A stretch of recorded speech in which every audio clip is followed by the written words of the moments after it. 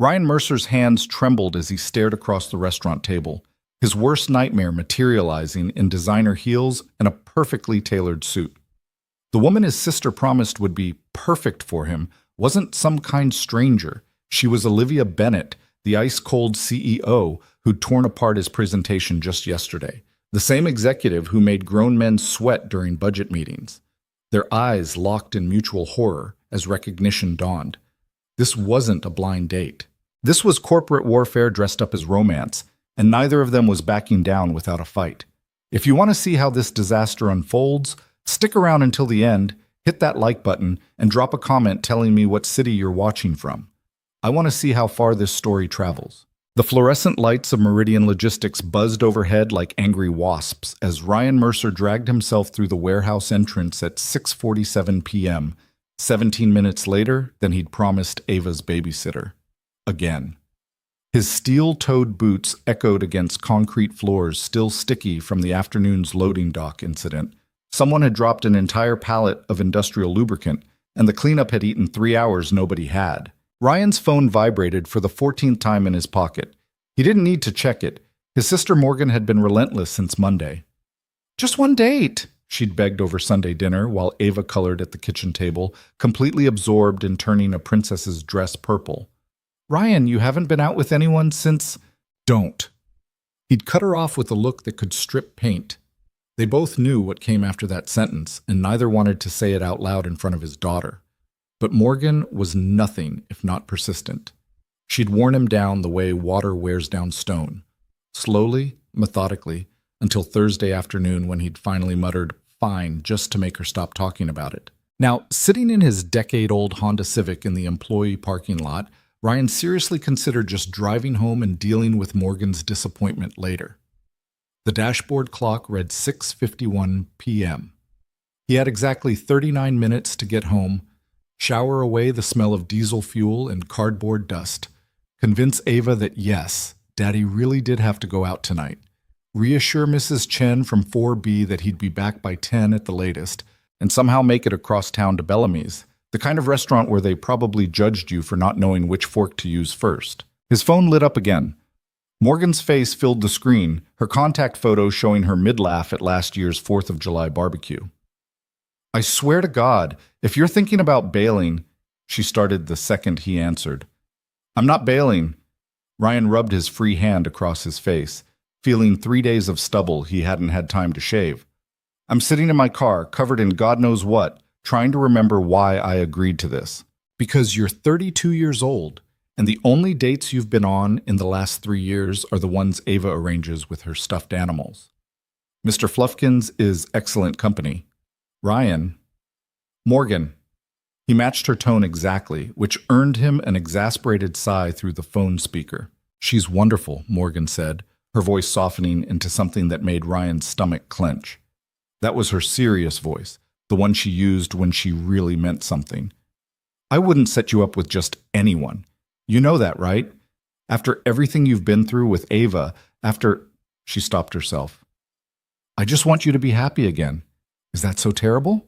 Ryan closed his eyes and leaned his head back against the worn headrest. Through the windshield, he could see other employees leaving for the day. Martinez from receiving, Chen from quality control, Thompson, who worked overnight security and was just arriving. Normal people with normal lives who probably didn't spend their Thursday evenings dreading dinner with strangers. "What's her name?" he asked, because he'd been too distracted by work deadlines and Ava's upcoming parent-teacher conference to actually listen when Morgan had rattled off the details. "It's a surprise." "Morgan, just trust me. 7:30 at Bellamy's. Corner table, already reserved. Wear the blue shirt I got you for Christmas. You know, the one that actually fits. And for the love of everything, please shave." She hung up before he could protest further. Cool. Ryan made it home with 18 minutes to spare. Mrs. Chen had Ava fed and bathed, which meant he owed her an extra $20 and probably another tin of those butter cookies she loved from the Asian market on 5th Street. "Daddy!" Ava launched herself at his legs the moment he walked through the door, her damp hair leaving wet spots on his work pants. "Mrs. Chen let me have 2 cookies because I finished all my vegetables, and we watched the one about the ocean, And did you know that octopuses have 3 hearts? 3. That's like if you and me and Uncle Marcus all shared hearts, but we were one person, which would be weird but also cool. Breathe, baby girl. Ryan scooped her up, ignoring the protests from his lower back. 6 years old, and she was already getting too big for this, but he wasn't ready to admit it yet. 2 cookies, huh? What happened to the 1 cookie rule? Ava's face scrunched up in theatrical innocence. Mrs. Chen said rules have exceptions. Exceptions, he corrected, biting back a smile. Yeah, that. Where are you going? She'd spotted his duffel bag, the one he kept packed with clean clothes for emergencies. Her dark eyes, so much like his own, went wide with sudden worry. You're not leaving for work again, are you? You said we could watch a movie tonight. You promised. The guilt hit him like a physical blow. He had promised. Last Tuesday, when he'd missed her soccer practice because of a last-minute inventory crisis.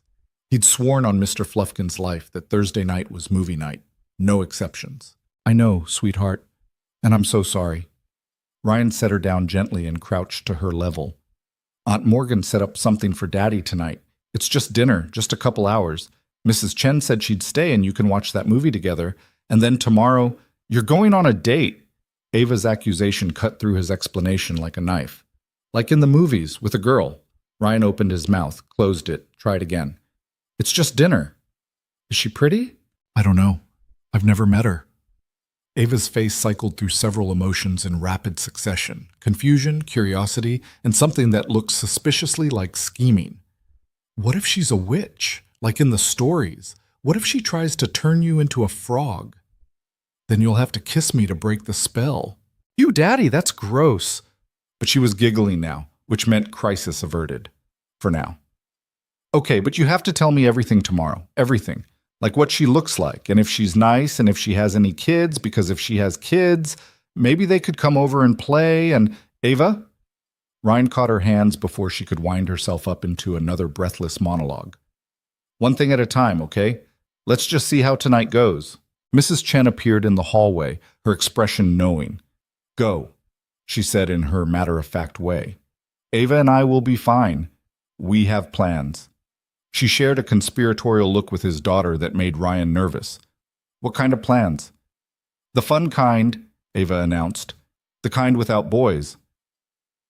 Ryan pulled into Bellamy's parking lot at exactly 7:28 p.m., which gave him 2 minutes to sit in his car and question every decision that had led him to this moment.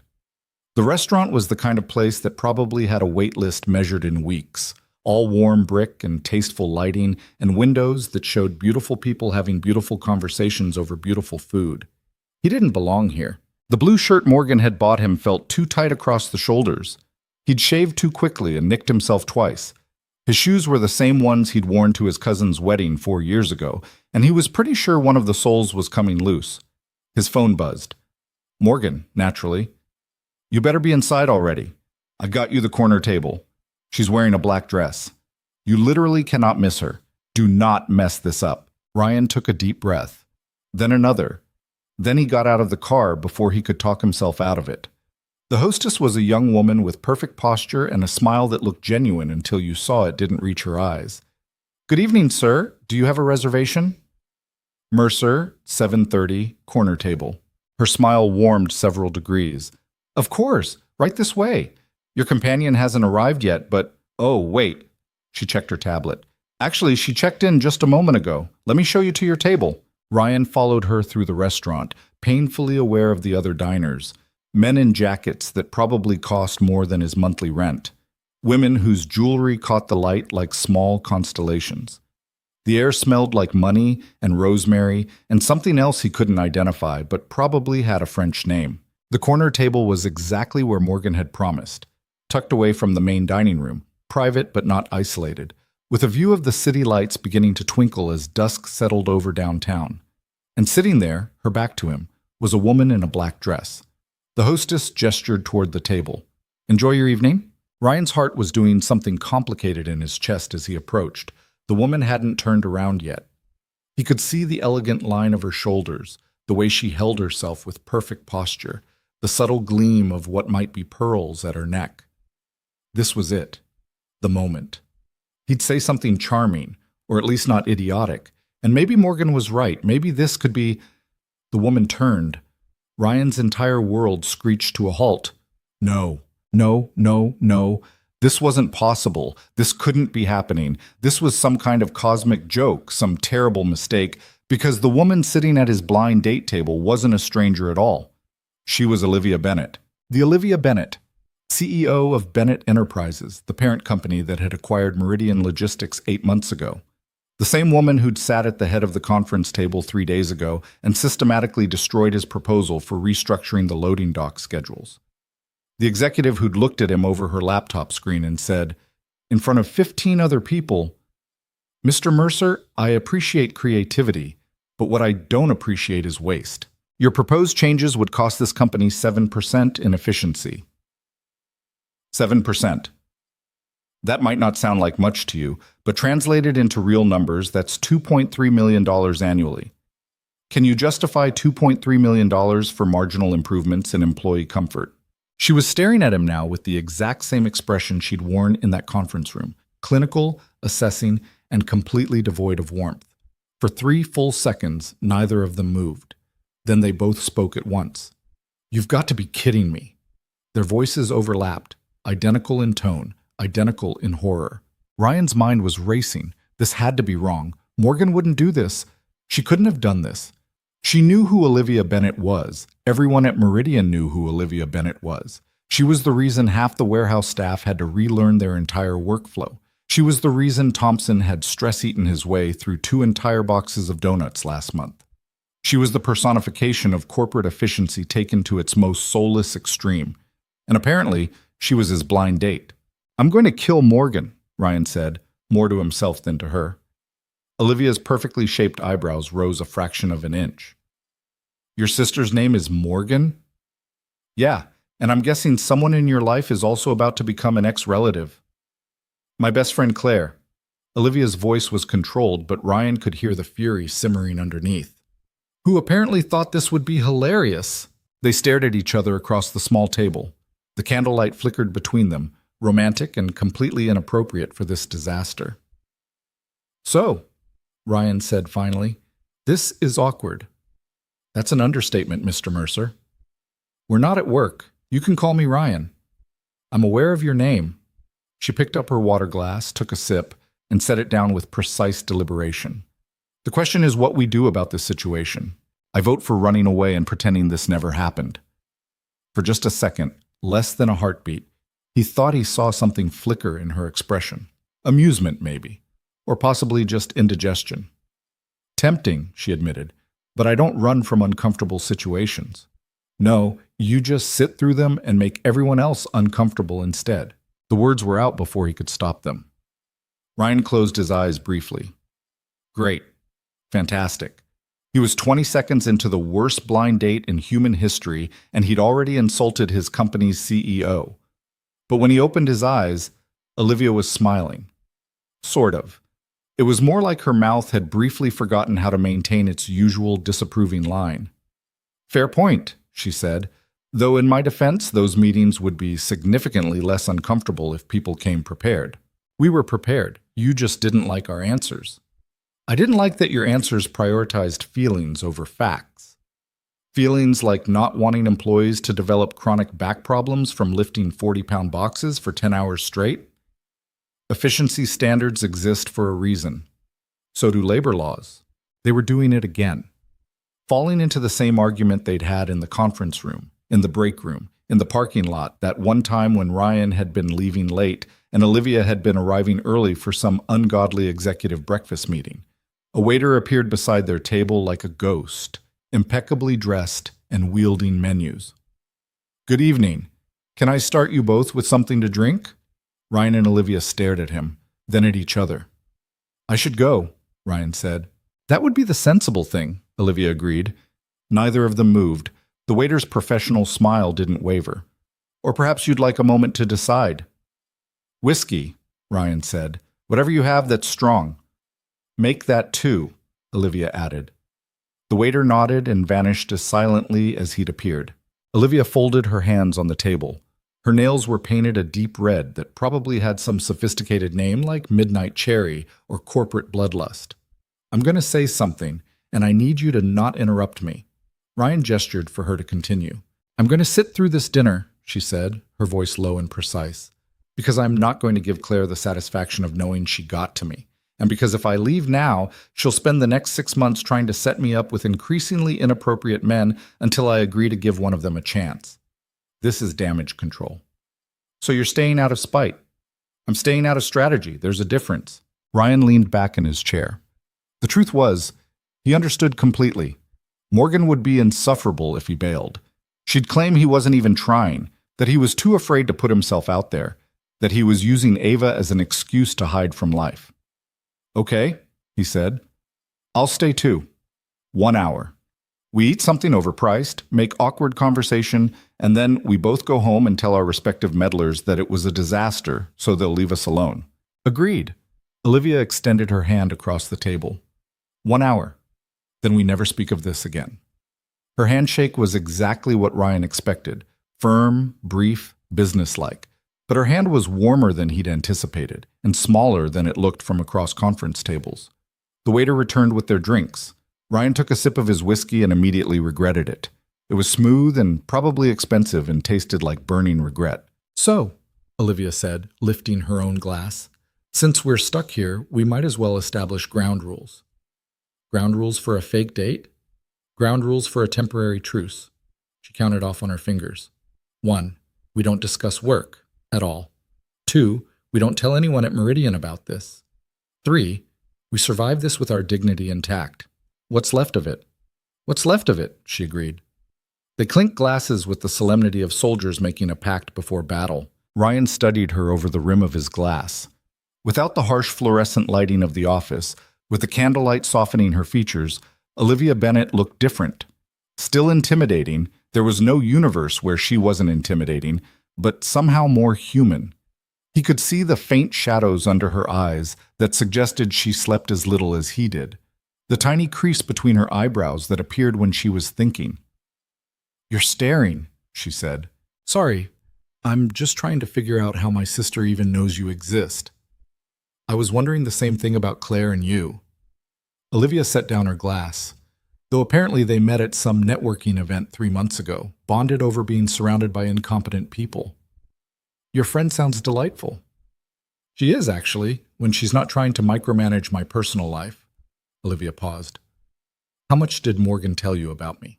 That you were wonderful and perfect for me, and I'd be an idiot not to give you a chance. The usual sibling propaganda. Ryan gestured vaguely. You? Similar story. Claire said she'd found someone who was grounded and genuine and needed someone to appreciate him. Olivia's expression was dry. She failed to mention you were one of my employees. I'm not your employee. I'm employed by Meridian, which happens to be owned by your company. There's a difference. The org chart says otherwise. The org chart also says Thompson works part-time, but I've seen his timesheet. He pulls 60 hours a week minimum. Olivia's eyes sharpened.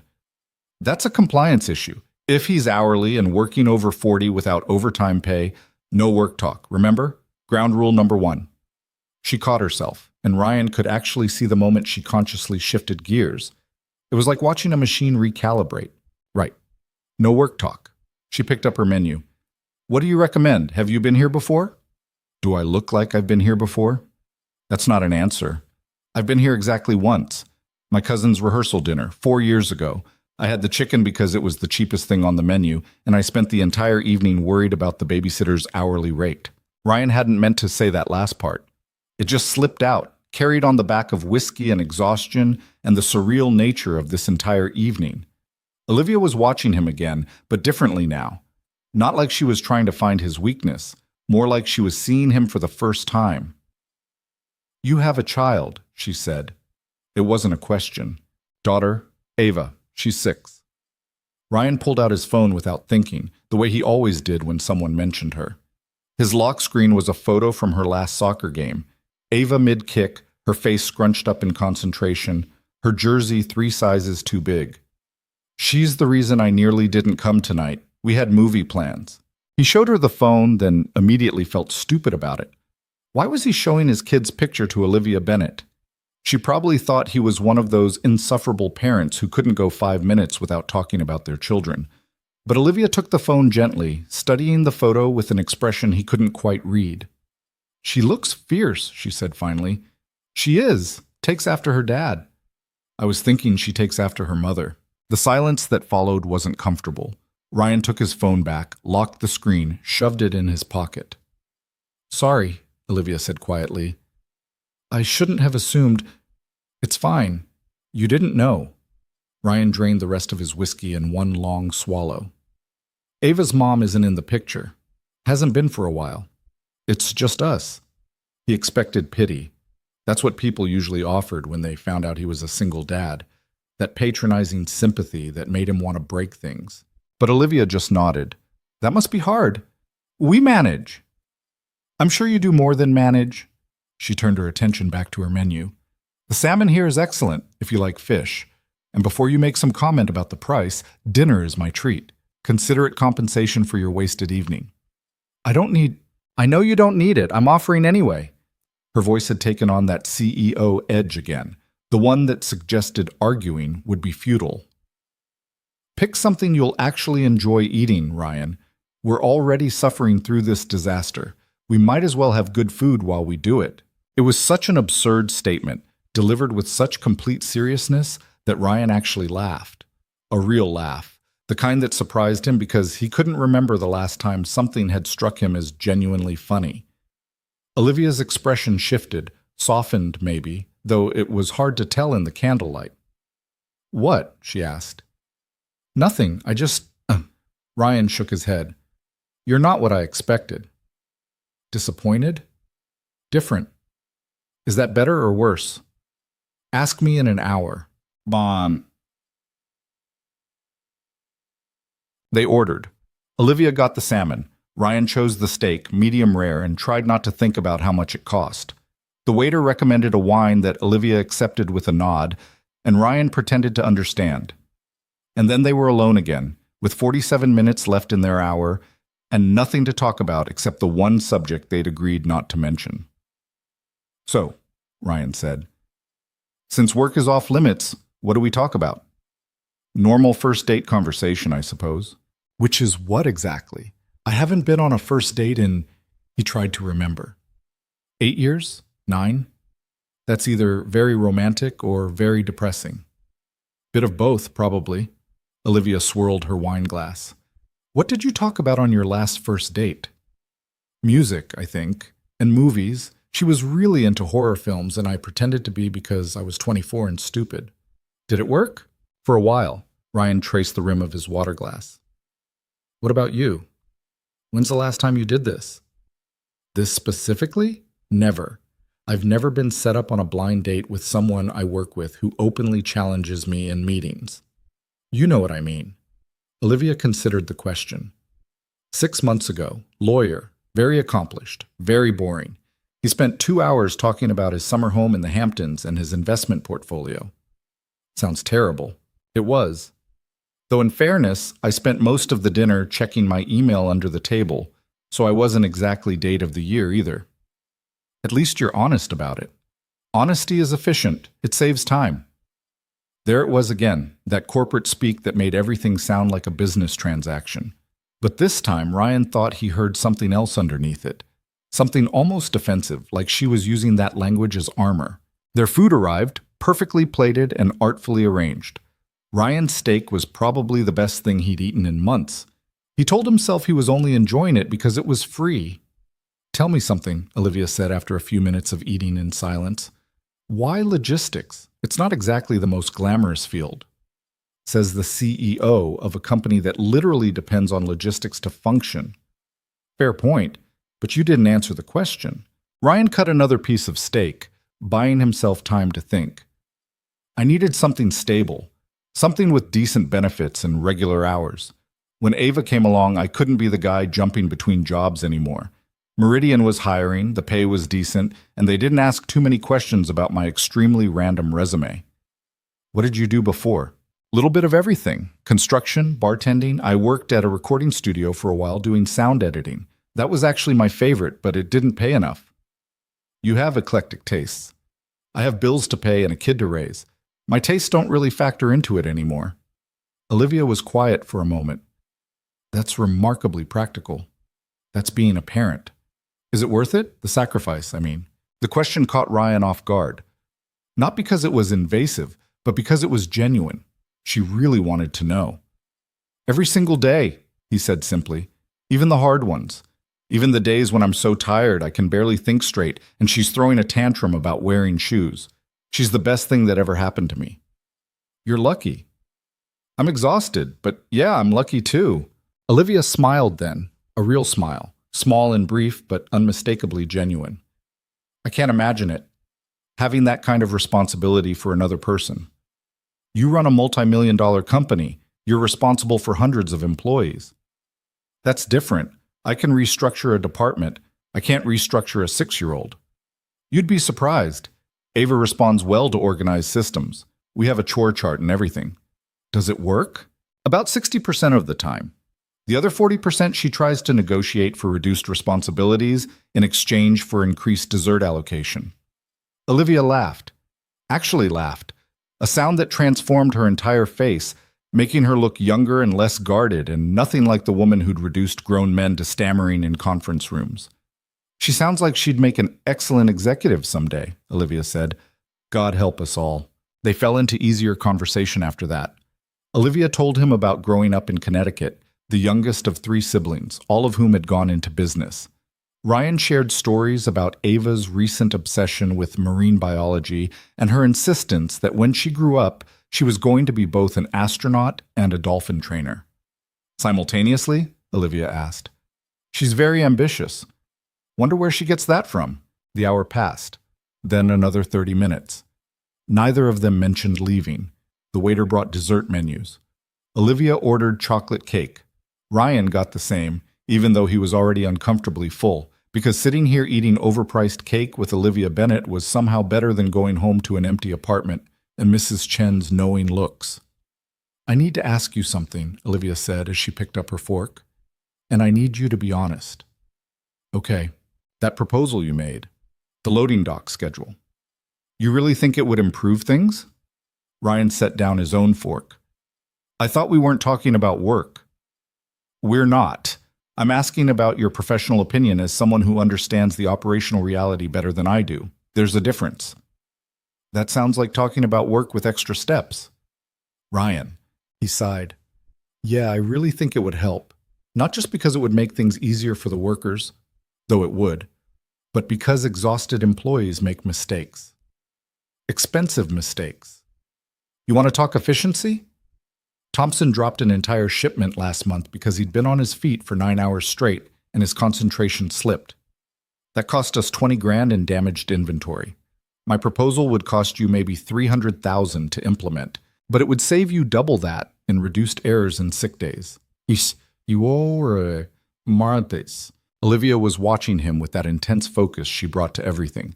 Why didn't you say that in the meeting? I tried. You cut me off. I did, didn't I? She looked down at her cake. I have a tendency to do that. Cut people off when I think I already know where they're going. Yeah, you do. It's a bad habit. It's a CEO habit. Those aren't mutually exclusive. Olivia took a bite of cake, chewed thoughtfully. Send me the proposal again, the full version, with all the data you didn't get to present. I'll look at it properly this time. Ryan blinked. Seriously? I may be difficult, but I'm not unreasonable. If there's a case to be made, make it. She pointed her fork at him. But if the numbers don't support it, I'm rejecting it again. Clear? Crystal. They finished their desserts. The restaurant had emptied out around them, other diners filtering away until they were one of only 3 tables still occupied. Ryan checked his phone. 10:43 p.m. I should go, he said reluctantly. Mrs. Chen is probably asleep on my couch by now. Mrs. Chen? Babysitter, neighbor, lifesaver. She's 76 and has more energy than I do. Olivia signaled for the check. When it arrived, she handed over a credit card without even looking at the total. Ryan tried not to think about how much this meal had cost. Probably more than he spent on groceries in a month. Outside, the night had turned cool. The parking lot was nearly empty, their cars sitting at opposite ends like they deliberately tried to avoid each other even before knowing who they'd be meeting. They stood there awkwardly, neither quite sure how to end this. "So," Ryan said finally. "That was unexpected," Olivia finished. "I was going to say not as terrible as it could have been, but yours works too." She smiled that small smile again. "We survived, with our dignity mostly intact." "I'll take mostly." Olivia pulled her jacket tighter against the breeze. "Thank you for staying. I know this wasn't what you signed up for." "Same to you." Ryan hesitated. "For what it's worth, you're not as scary outside the office." "Only mostly scary?" "I'd say 60-40. 40% almost human." "I'll take that as a compliment." They started walking toward their respective cars, that awkward post-date moment stretching between them. Ryan's mind was racing. He should say something normal and forgettable that would let them both pretend this never happened when they inevitably saw each other at work on Monday. Instead, he heard himself say, "Would you want to do this again sometime?" The words hung in the air between them. Olivia stopped walking. "Do what again?" she asked carefully. "Subject ourselves to our friends' matchmaking schemes?" "No, I mean," Ryan ran a hand through his hair. "Get dinner, talk, without it being a setup or a disaster." "You're asking me on a date." "I'm asking if you'd want to have dinner again, as, I don't know, people who unexpectedly don't hate each other as much as they thought." Olivia studied him for a long moment. In the parking lot lights, her expression was unreadable. "That's a terrible pitch," she said finally. "Yeah, I'm out of practice." "I'm your boss. Technically, you're my boss's boss's boss." "That doesn't make it better." "I know." Another pause. A car drove past on the street beyond the parking lot, its headlights sweeping across them briefly. "I'll think about it," Olivia said. It wasn't a yes, but it wasn't a no either. "Fair enough." Ryan pulled out his keys. "Good night, Olivia." "Good night, Ryan." He was halfway to his car when she called out. "Ryan." He turned. "That thing Ava said about the 3 hearts." Olivia was still standing where he'd left her, her arms crossed against the cold. "That would be weird, but also kind of beautiful."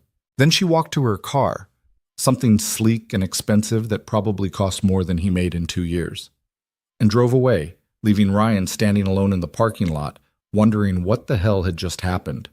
His phone buzzed. Morgan, of course. "Well?" Ryan typed out 3 different responses before settling on the truth. It was complicated. "Tell you later."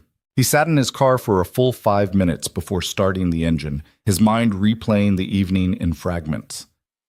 Olivia's laugh, the way she'd looked at Ava's photo, that moment when she'd admitted to being difficult and hadn't tried to justify it. This was a mistake. Getting involved with someone at work, especially someone who had the power to make his professional life miserable, was asking for trouble. But as Ryan drove home through empty streets, he couldn't shake the memory of how she'd smiled when he'd called her almost human.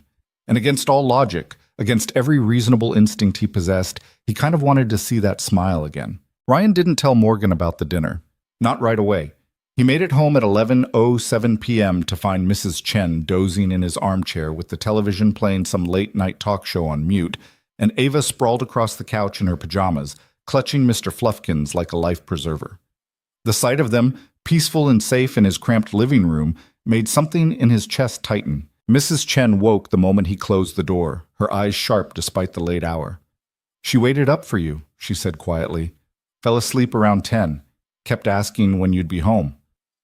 "I'm sorry, I should have—" "Don't apologize to me." Mrs. Chen gathered her knitting bag and the book she'd brought. "Apologize to her tomorrow. And Ryan." She paused at the door, her wrinkled hand patting his arm. "Whatever happened tonight, you look less tired than usual. That's good." He wanted to argue that nothing had happened, that it was just a dinner that went slightly less disastrously than expected, but Mrs. Chen was already shuffling down the hallway toward her own apartment. Ryan locked the door behind her and stood there for a moment, listening to Ava's soft breathing. His phone buzzed. He pulled it out, expecting Morgan. It wasn't Morgan. The number wasn't saved in his contacts, but he recognized it from the company directory. Olivia Bennett's personal cell, the one she'd given to department heads for emergencies only. Ryan stared at the message for a solid 10 seconds before his brain processed the words. "Thank you for tonight. Despite the circumstances, I enjoyed our conversation. Sleep well. Simple. Professional. The kind of message that could mean absolutely nothing or could mean something he wasn't ready to think about at 11:15 on a Thursday night. Ryan typed and deleted 4 different responses before settling on something equally neutral. Same. Drive home safe. He hit send before he could overthink it, then immediately wanted to throw his phone across the room because who tells someone to drive home safe 45 minutes after they've left? She was probably already home, probably already in her expensive apartment with its probably expensive furniture, probably already regretting sending that message. His phone buzzed again. Already home. Corner penthouse, 23rd floor. The view is better than the company. Ryan blinked at the screen. Was that a joke? Was Olivia Bennett making jokes via text message? Sounds lonely. The response came faster this time. It is. Good night, Ryan. He stared at those 3 words, it is, and felt something shift in his understanding of the woman he'd spent 3 hours with tonight. The Ice Queen of Bennett Enterprises, the woman who'd made Martinez cry during a performance review last month, had just admitted to being lonely. Ryan carried Ava to her bedroom, tucking her in without waking her. Mr. Fluffkins got positioned in the crook of her arm, exactly where she liked him. He stood in the doorway for a moment, watching his daughter sleep, and tried not to think about Olivia sitting alone in a penthouse apartment with nothing but a view for company. Friday morning arrived with Ava jumping on his bed at 6:30 a.m., demanding pancakes and details about the mysterious date. Ryan, who'd slept maybe 4 hours, did his best to deflect while flipping chocolate chip pancakes that came out slightly burned on one side. Was she pretty? Ava asked around a mouthful of pancake. Don't talk with your mouth full. Was she? Yeah, she was pretty. Did you kiss her? Ava, did you? Because in the movies, they always kiss at the end, and then there's music, and real life isn't like the movies, baby girl. Ryan slid another pancake onto her plate, this one less burned. We just had dinner and talked. Boring. Ava drowned her pancakes in syrup with the enthusiasm of someone who didn't have to clean up the inevitable sticky mess. Are you going to see her again? I don't know. Maybe. You should. You smiled when you came home last night. I was only pretending to sleep. Ryan paused with the spatula halfway to the pan. You were awake? Mrs. Chen's snoring is really loud, like a dragon. Ava grinned, syrup on her chin. You looked happy. I like when you look happy. He wanted to tell her that one dinner didn't mean anything, that happy was a strong word for what he'd felt, that she shouldn't get her hopes up about some mysterious woman who might never materialize into anything real. Instead, he ruffled her hair and said, Eat your breakfast. We've got soccer practice at 9. Ava's face lit up. With Coach Olivia? Ryan's hand froze on the spatula. What? Coach Olivia, for soccer. She's really nice, and she taught me how to do a proper corner kick, and she says I have good instincts, which means I'm smart about where to run, and… Wait, hold on. Ryan set down the spatula carefully, like it might explode. Your soccer coach's name is Olivia? Yeah, Olivia Bennett. She's super pretty, and she knows everything about soccer, and she always brings orange slices at halftime. Ava bounced in her chair. Do you know her?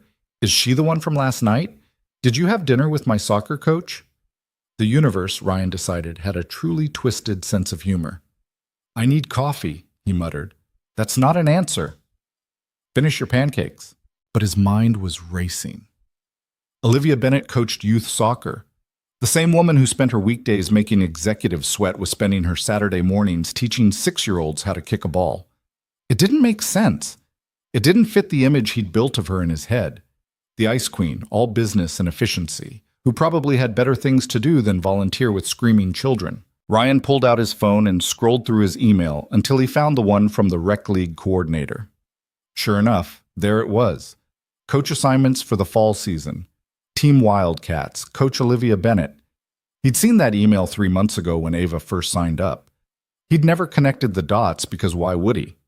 Bennett wasn't an uncommon name, and the idea that his company's CEO would be coaching his daughter's soccer team was so absurd it had never even occurred to him. You're being weird, Ava observed. I'm not being weird. You have your thinking face. That's your weird face. Ryan looked at his daughter, who was watching him with those two perceptive eyes that missed nothing. If I told you something, could you keep it a secret? Ava straightened in her chair, suddenly serious. Is it a good secret or a bad secret? Because Mrs. Chen says bad secrets are the ones that make your tummy hurt, and good secrets are like surprise parties. It's a good secret, I think. Ryan sat down across from her. The woman I had dinner with last night, her name is Olivia, and yeah, she's your soccer coach. Ava's eyes went wide. Really? You had dinner with Coach Olivia? I didn't know she was your coach until just now. It was kind of a surprise. That's so cool. She's the best coach ever. Did you tell her I'm getting better at dribbling? Did you tell her about my goal last week? Did you? Ava, slow down. Ryan held up a hand. Here's the thing. We can't tell anyone about this yet, okay? Not your friends on the team, not Mrs. Chen, nobody, because it's complicated and we're still figuring things out. Are you going to marry her? What? No, we just had one dinner. But you like her. Ryan stopped. Did he like her? He'd spent half the evening arguing with her and the other half discovering she wasn't who he thought she was. It's complicated. That's what grown-ups say when the answer is yes, but they don't want to say yes. When did you get so smart? I've always been smart. You just don't pay attention. Ava grinned, then sobered. I won't tell anyone. Promise. Can we go to practice early? I want to show Coach Olivia my new cleats. Ryan glanced at the clock, 7:45 a.m. Practice didn't start until 9, and the field was only 15 minutes away. We've got time. Finish eating first. While Ava demolished the rest of her pancakes, Ryan tried to figure out what the hell he was supposed to do with this information. Showing up at soccer practice now felt like crossing some invisible line. It was one thing to have dinner with Olivia in the neutral territory of an expensive restaurant. It was another thing entirely to see her in his world, coaching his kid, blurring the boundaries between the careful compartments he'd built his life around. His phone buzzed. Another message from the unknown number that was rapidly becoming very known. I assume Ava told you about soccer practice. Ryan typed back quickly. Just found out. This is getting weird. Agreed. I'm already at the field setting up. If you'd prefer I recuse myself from coaching, I understand. He stared at that message. She was giving him an out, a way to avoid the awkwardness. All he had to do was say yes, and she'd probably step down, find a replacement coach, maintain the professional distance that made sense. Don't be ridiculous. Ava would kill me if you quit. Besides, you bring orange slices. The response came with something he'd never seen from Olivia Bennett before. An emoji. Just one. A simple smiley face that felt more genuine than any professional pleasantry. See you at 9 then. Ava insisted on wearing her new cleats in the car, which meant Ryan spent the drive listening to her click her heels together and narrate an elaborate story about a soccer player who discovered she had magic feet that could make the ball go wherever she wanted. By the time they pulled into the parking lot at Morrison Park, Ryan's nerves had twisted themselves into knots. The field was already set up, bright orange cones marking out a practice area, a mesh bag of soccer balls sitting near the sideline, and Olivia Bennett standing in the center of it all, wearing track pants and a team jacket, her hair pulled back in a ponytail that made her look 10 years younger. She saw them immediately. For a brief second, their eyes met across the field, and Ryan saw his own uncertainty reflected back at him. Then Ava was yanking on his hand, dragging him forward. Coach Olivia, look! New cleats! Ava stuck out her foot proudly. Olivia crouched down to examine them with the same serious attention she probably gave quarterly reports. These are excellent. Good ankle support, proper traction. You picked well. Dad picked them, but I chose the color. The color is definitely the most important part. Olivia glanced up at Ryan, and something in her expression softened. Morning. Morning, Ryan managed. Sorry we're early. Someone was excited. I'm always excited for soccer, Ava announced. Can I practice dribbling before everyone else gets here? Go ahead. The balls are right there. Olivia straightened as Ava raced off.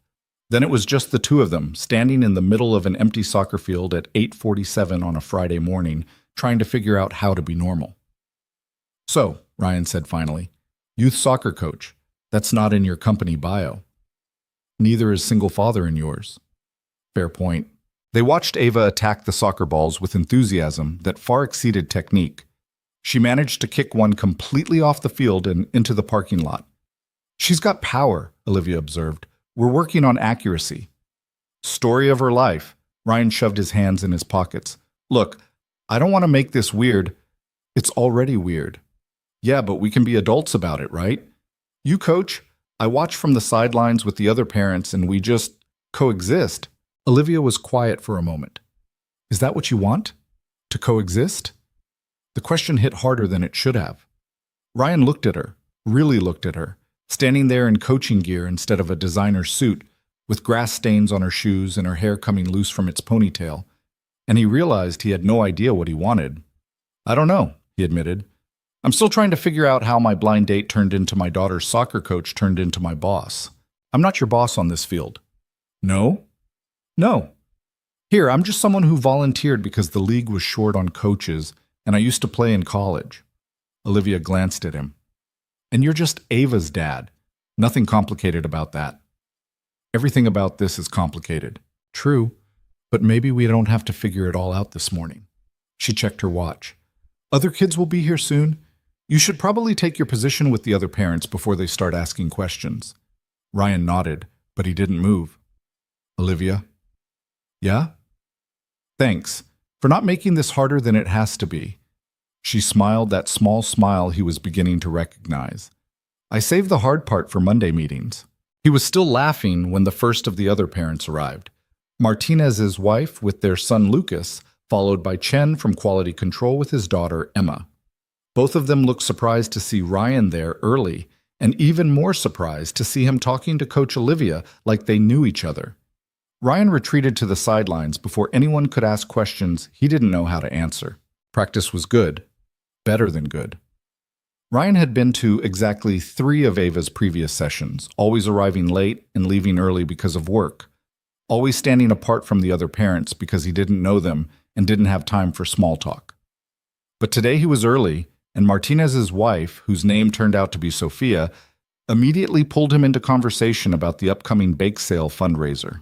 We're doing a soccer theme, Sophia explained, gesturing enthusiastically. Sugar cookies shaped like soccer balls, cupcakes with little fondant cleats. It's going to be adorable. Can you bake? I can microwave? Perfect. You're on setup crew. She grinned. Don't worry, we won't make you actually cook anything. We learned that lesson after Martinez tried to make brownies last year. Out on the field, Olivia had the kids running through dribbling drills. Even from a distance, Ryan could see she was good at this, patient but firm, encouraging without being condescending. When Lucas fell and scraped his knee, she was there in seconds with a first aid kit that appeared from nowhere, cleaning the wound and applying a bandage with practiced efficiency. She's amazing with them, Sophia said, following his gaze. My friend's daughter had her last season. Said Coach Olivia turned her from hating soccer to begging for extra practice. How long has she been coaching? 3 years, I think? Since the league started. I heard she played professionally for a while in Europe, but I don't know the details. Sophia lowered her voice. Between you and me, I think she does this because she doesn't have kids of her own. You can see it in how she looks at them. Ryan watched Olivia high-five Ava after a successful drill, saw the genuine pride in her expression, and wondered what else he didn't know about the woman he'd had dinner with last night. Practice ended at 10:30 with Olivia gathering the kids into a circle for their post-practice ritual. Apparently they went around and each kid shared their favorite moment from practice. Ava's was, when I didn't fall down even once, which got laughs from the other kids and a warm smile from Olivia. Parents collected their children, and Ryan hung back, waiting for the crowd to thin. Ava was helping Olivia collect the orange cones, chattering nonstop about something that involved dolphins and spaceships. That sounds very scientific, Olivia was saying seriously. Have you considered the oxygen requirements for dolphins in space? They could wear special helmets with water inside. Brilliant solution, Ryan approached slowly. Come on, Ava, let Coach Olivia finish packing up. But I'm helping. You are helping, Olivia confirmed. Best assistant I've had all season. She handed Ava the bag of cones. Can you put these in my car? The blue one over there. Ava ran off importantly, leaving Ryan and Olivia alone again. She's a good kid, Olivia said, watching Ava struggle with the trunk of her Mercedes. Enthusiastic, fearless, terrible at following instructions but excellent at improvising. That's a diplomatic way of saying she does whatever she wants. She's 6. That's the job description. Olivia gathered the soccer balls into their mesh bag. So, we survived round 2 of unexpected encounters. Barely. The day's not over yet. There's still plenty of time for disaster. She was teasing him, he realized. Actually teasing. Are you free for coffee? The words came out before Ryan could stop them. I mean, there's a place near here. Nothing fancy. Just coffee. Olivia hesitated, and Ryan could see her working through the calculation. Was this a good idea? What were the implications? How many professional boundaries were they about to cross? Ava would have to come, he added. Obviously, and it's just coffee, as friends or colleagues or whatever we are. We're people who had one surprisingly decent dinner and who happen to exist in overlapping circles, Olivia said carefully. And yes, I'm free for coffee. The place Ryan had in mind was a small cafe 3 blocks from the park, the kind with mismatched furniture and a chalkboard menu and decent coffee at prices that didn't require a small loan. Ava immediately claimed a table by the window and started drawing on the paper placemats they provided for kids. Ryan ordered his usual black coffee. Olivia got something complicated with oat milk and an extra shot of espresso. Ava requested hot chocolate with extra marshmallows and gave the barista her most winning smile. She's learning to negotiate young, Olivia observed as they waited for their drinks. She gets it from her mother. The words slipped out automatically, and Ryan immediately regretted them, but Olivia just nodded. The one who's not in the picture. Yeah, that one. They collected their drinks and joined Ava at the table. She was drawing what appeared to be a dolphin in a spacesuit playing soccer. That's beautiful, sweetheart, Ryan said. It's for Coach Olivia, because she said my idea was brilliant. Olivia accepted the drawing with the same seriousness she probably brought to contract negotiations. I'll put it on my refrigerator. You will? Absolutely. It'll be the centerpiece of my kitchen. Ava beamed and went back to her hot chocolate, leaving Ryan and Olivia to navigate the strange territory of sitting across from each other in a coffee shop on a Saturday morning. Can I ask you something? Olivia said quietly. About Ava's mother. Ryan tensed. Depends what you're asking. I'm asking if it's a topic you're willing to discuss. If not, that's fine. I'm just trying to understand your situation better. It was the way she phrased it, not prying, not demanding, just offering the option, that made Ryan actually consider answering. Her name was Jessica, he said finally, keeping his voice low enough that Ava wouldn't hear. We were together for 3 years, got engaged. I thought we were building something. Then she got pregnant and everything changed. Changed how? She didn't want it. The baby, the domesticity, any of it. She was 25 and felt like her life was over before it started. Ryan stared into his coffee. I told her we'd figure it out together. She said she didn't want to figure it out at all. Olivia was quiet, letting him continue at his own pace. She left when Ava was 4 months old. Just packed a bag one day while I was at work and disappeared. Left a note saying she was sorry, but she couldn't do this, couldn't be who we needed her to be. Ryan's throat felt tight. I got divorce papers 6 months later from an attorney in California. She signed away all parental rights. I haven't heard from her since. That must have been incredibly hard. It was a relief, honestly. By the time she left, we'd been fighting for months. Ava was better off without that energy in the house. He glanced at his daughter, who was now adding stars to her drawing. I've never told her the whole truth, just that her mom had to go away and it wasn't Ava's fault. She's lucky to have you. I'm the one who's lucky. Ryan forced himself to look at Olivia. Sorry. That was probably more than you wanted to know. You didn't have to tell me anything. I know, but if we're going to... He stopped. Whatever this is, you should know that I've got baggage, a lot of it. Olivia's smile was sad. We all have baggage, Ryan. Yours just comes with a very charming 6-year-old attached to it. Ava looked up at the mention of her age. I'm almost 7. My birthday is in 3 months. What do you want for your birthday? Olivia asked. A puppy. But Dad says we can't have one because our apartment is too small and he works too much. Both of those things are true, Ryan confirmed. Or a telescope. Or a soccer ball signed by a famous player. Or, how about we start with one thing, Ryan interrupted, and work from there. They stayed at the cafe for almost 2 hours. Ava cycled through 3 more drawings, 2 bathroom trips, and one minor crisis when she spilled hot chocolate on her shirt. Olivia produced wet wipes from her bag like magic. Ryan found himself relaxing in a way he hadn't in months, maybe years. When they finally left, the afternoon sun was bright and warm. Ava skipped ahead toward the car, her soccer bag bouncing against her back. "This was nice," Olivia said. "Unexpected, but nice. Seems to be our pattern. I'm starting to think the universe has a sense of humor about us. Or it's trying to tell us something."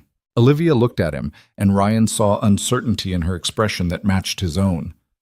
"I don't know how to do this," she admitted. "Whatever this is, I'm not good at casual, I'm not good at undefined, I'm good at contracts and clear expectations and knowing exactly where I stand. Then we'll figure it out as we go." Ryan surprised himself with how much he meant it. No contracts, no expectations, just two people who accidentally don't hate each other, seeing what happens next. That's terrifying. "Yeah, it is," Ava called out from the car. "Dad, I'm hungry. Can we get pizza?"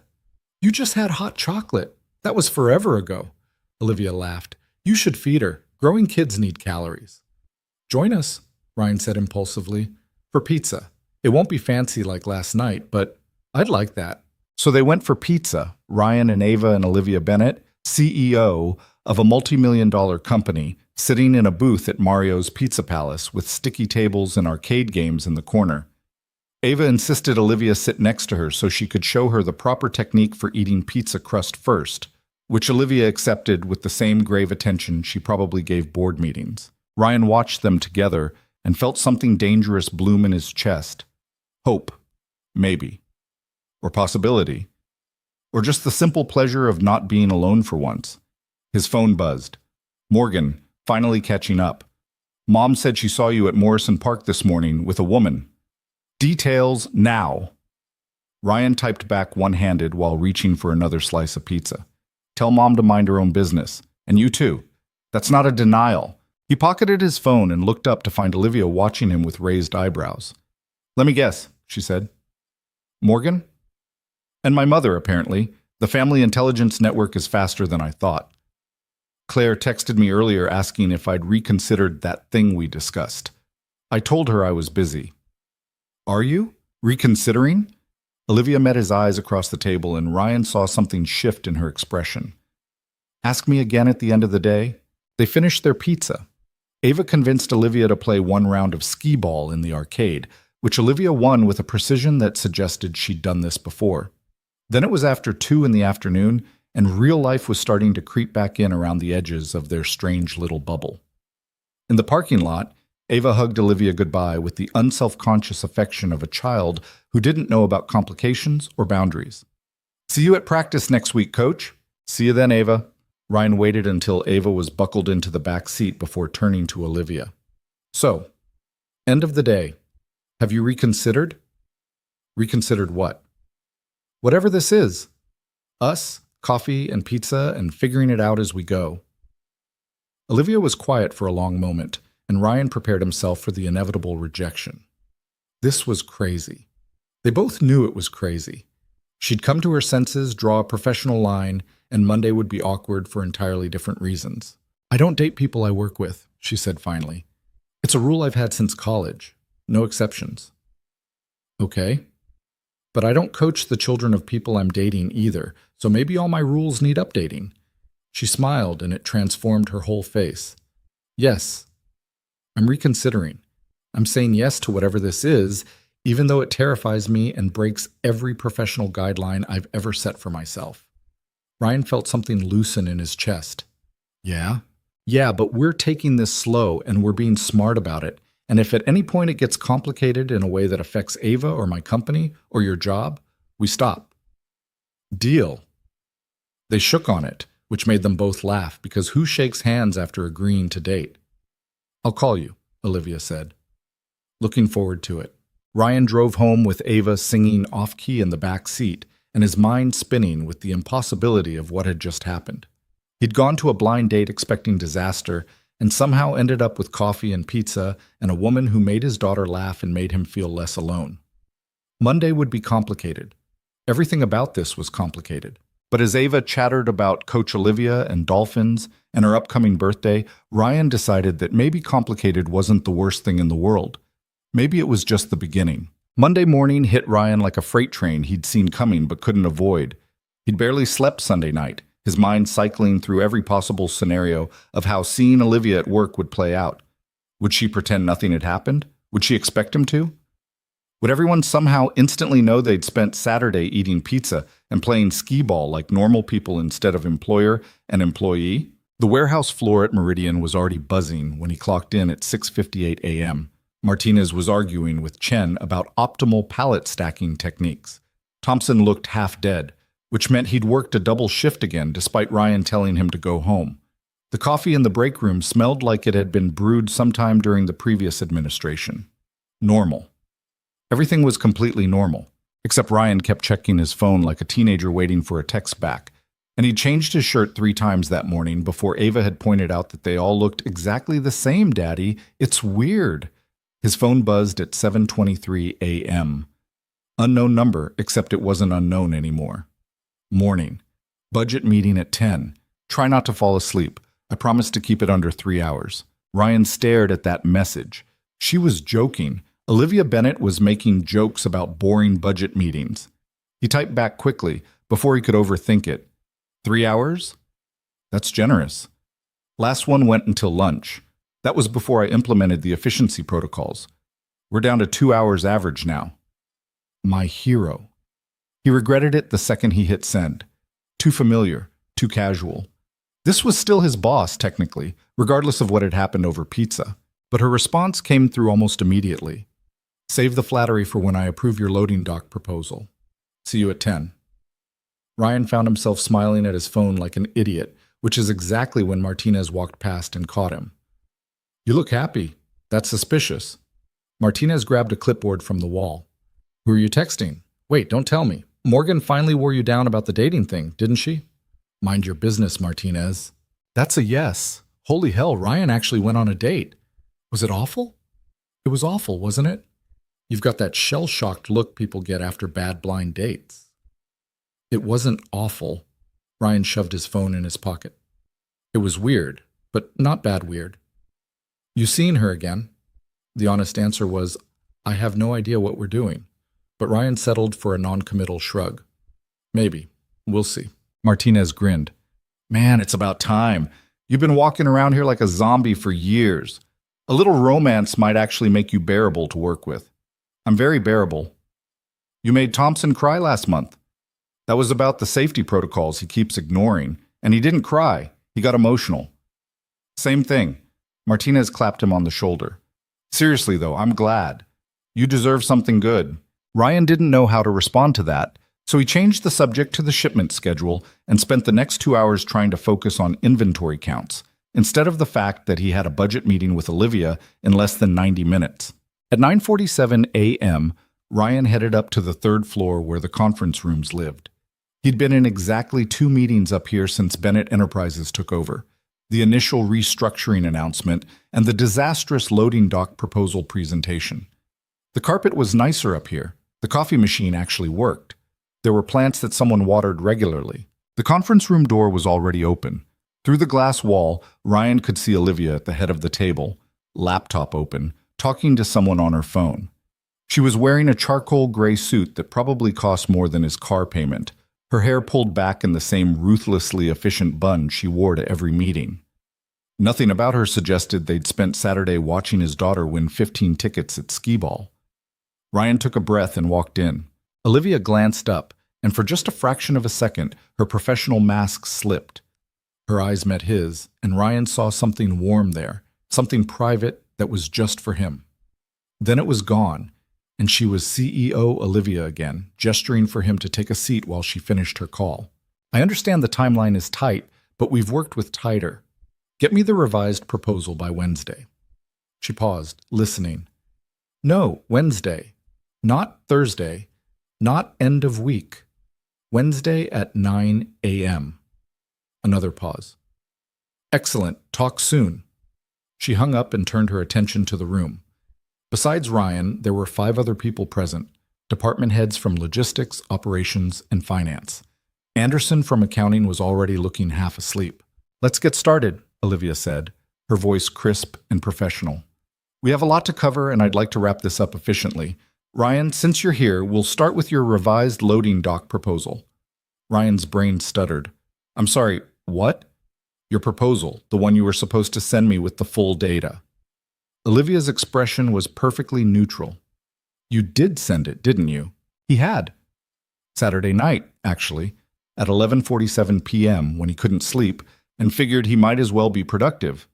He'd spent 3 hours compiling every piece of data he could find: injury reports, efficiency metrics, cost analyses, comparative studies from other logistics companies. He'd sent it expecting a response sometime next week, if ever. "Yeah, I sent it, Friday night." Close enough to the truth. "Good. I read it Sunday morning." Olivia pulled up something on her laptop, and suddenly the wall monitor was displaying his proposal in all its glory. "It's thorough, well-researched, and it makes a compelling case." Ryan waited for the other shoe to drop. There was always another shoe. "Which is why I'm approving it," Olivia continued, "with some modifications. The phased implementation you suggested is smart.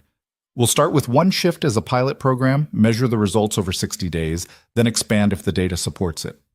Anderson, I'll need you to allocate budget for the equipment upgrades. Ryan, you'll need to work with HR on the training protocols." The room had gone very quiet. Anderson looked fully awake now, his mouth slightly open. "You're approving it?" Ryan heard himself say. "Did I stutter?" Olivia's eyebrow arched. "You made a solid business case backed by real numbers. This isn't charity, Mr. Mercer. This is recognizing that the upfront cost will be offset by reduced injuries, lower turnover, and improved efficiency. Exactly what you argued in your proposal." "Right, yeah, Ryan caught himself before he said something stupid like, "I didn't think you'd actually listen." "Thank you. Don't thank me yet. You're project lead on implementation. Any failures are on your head." But there was something in her eyes that told him she didn't expect failure. She expected him to succeed. The meeting continued. Budget allocations, quarterly projections, efficiency metrics that made Ryan's eyes glaze over. But he noticed things he'd never paid attention to before. The way Olivia listened when people spoke, really listened, even when she disagreed. The way she pushed back on weak arguments but acknowledged good ones. She was demanding, yes. Exacting, absolutely. But she wasn't unfair. 2 hours and 12 minutes later, Olivia closed her laptop. "That's everything. Thank you all for your time.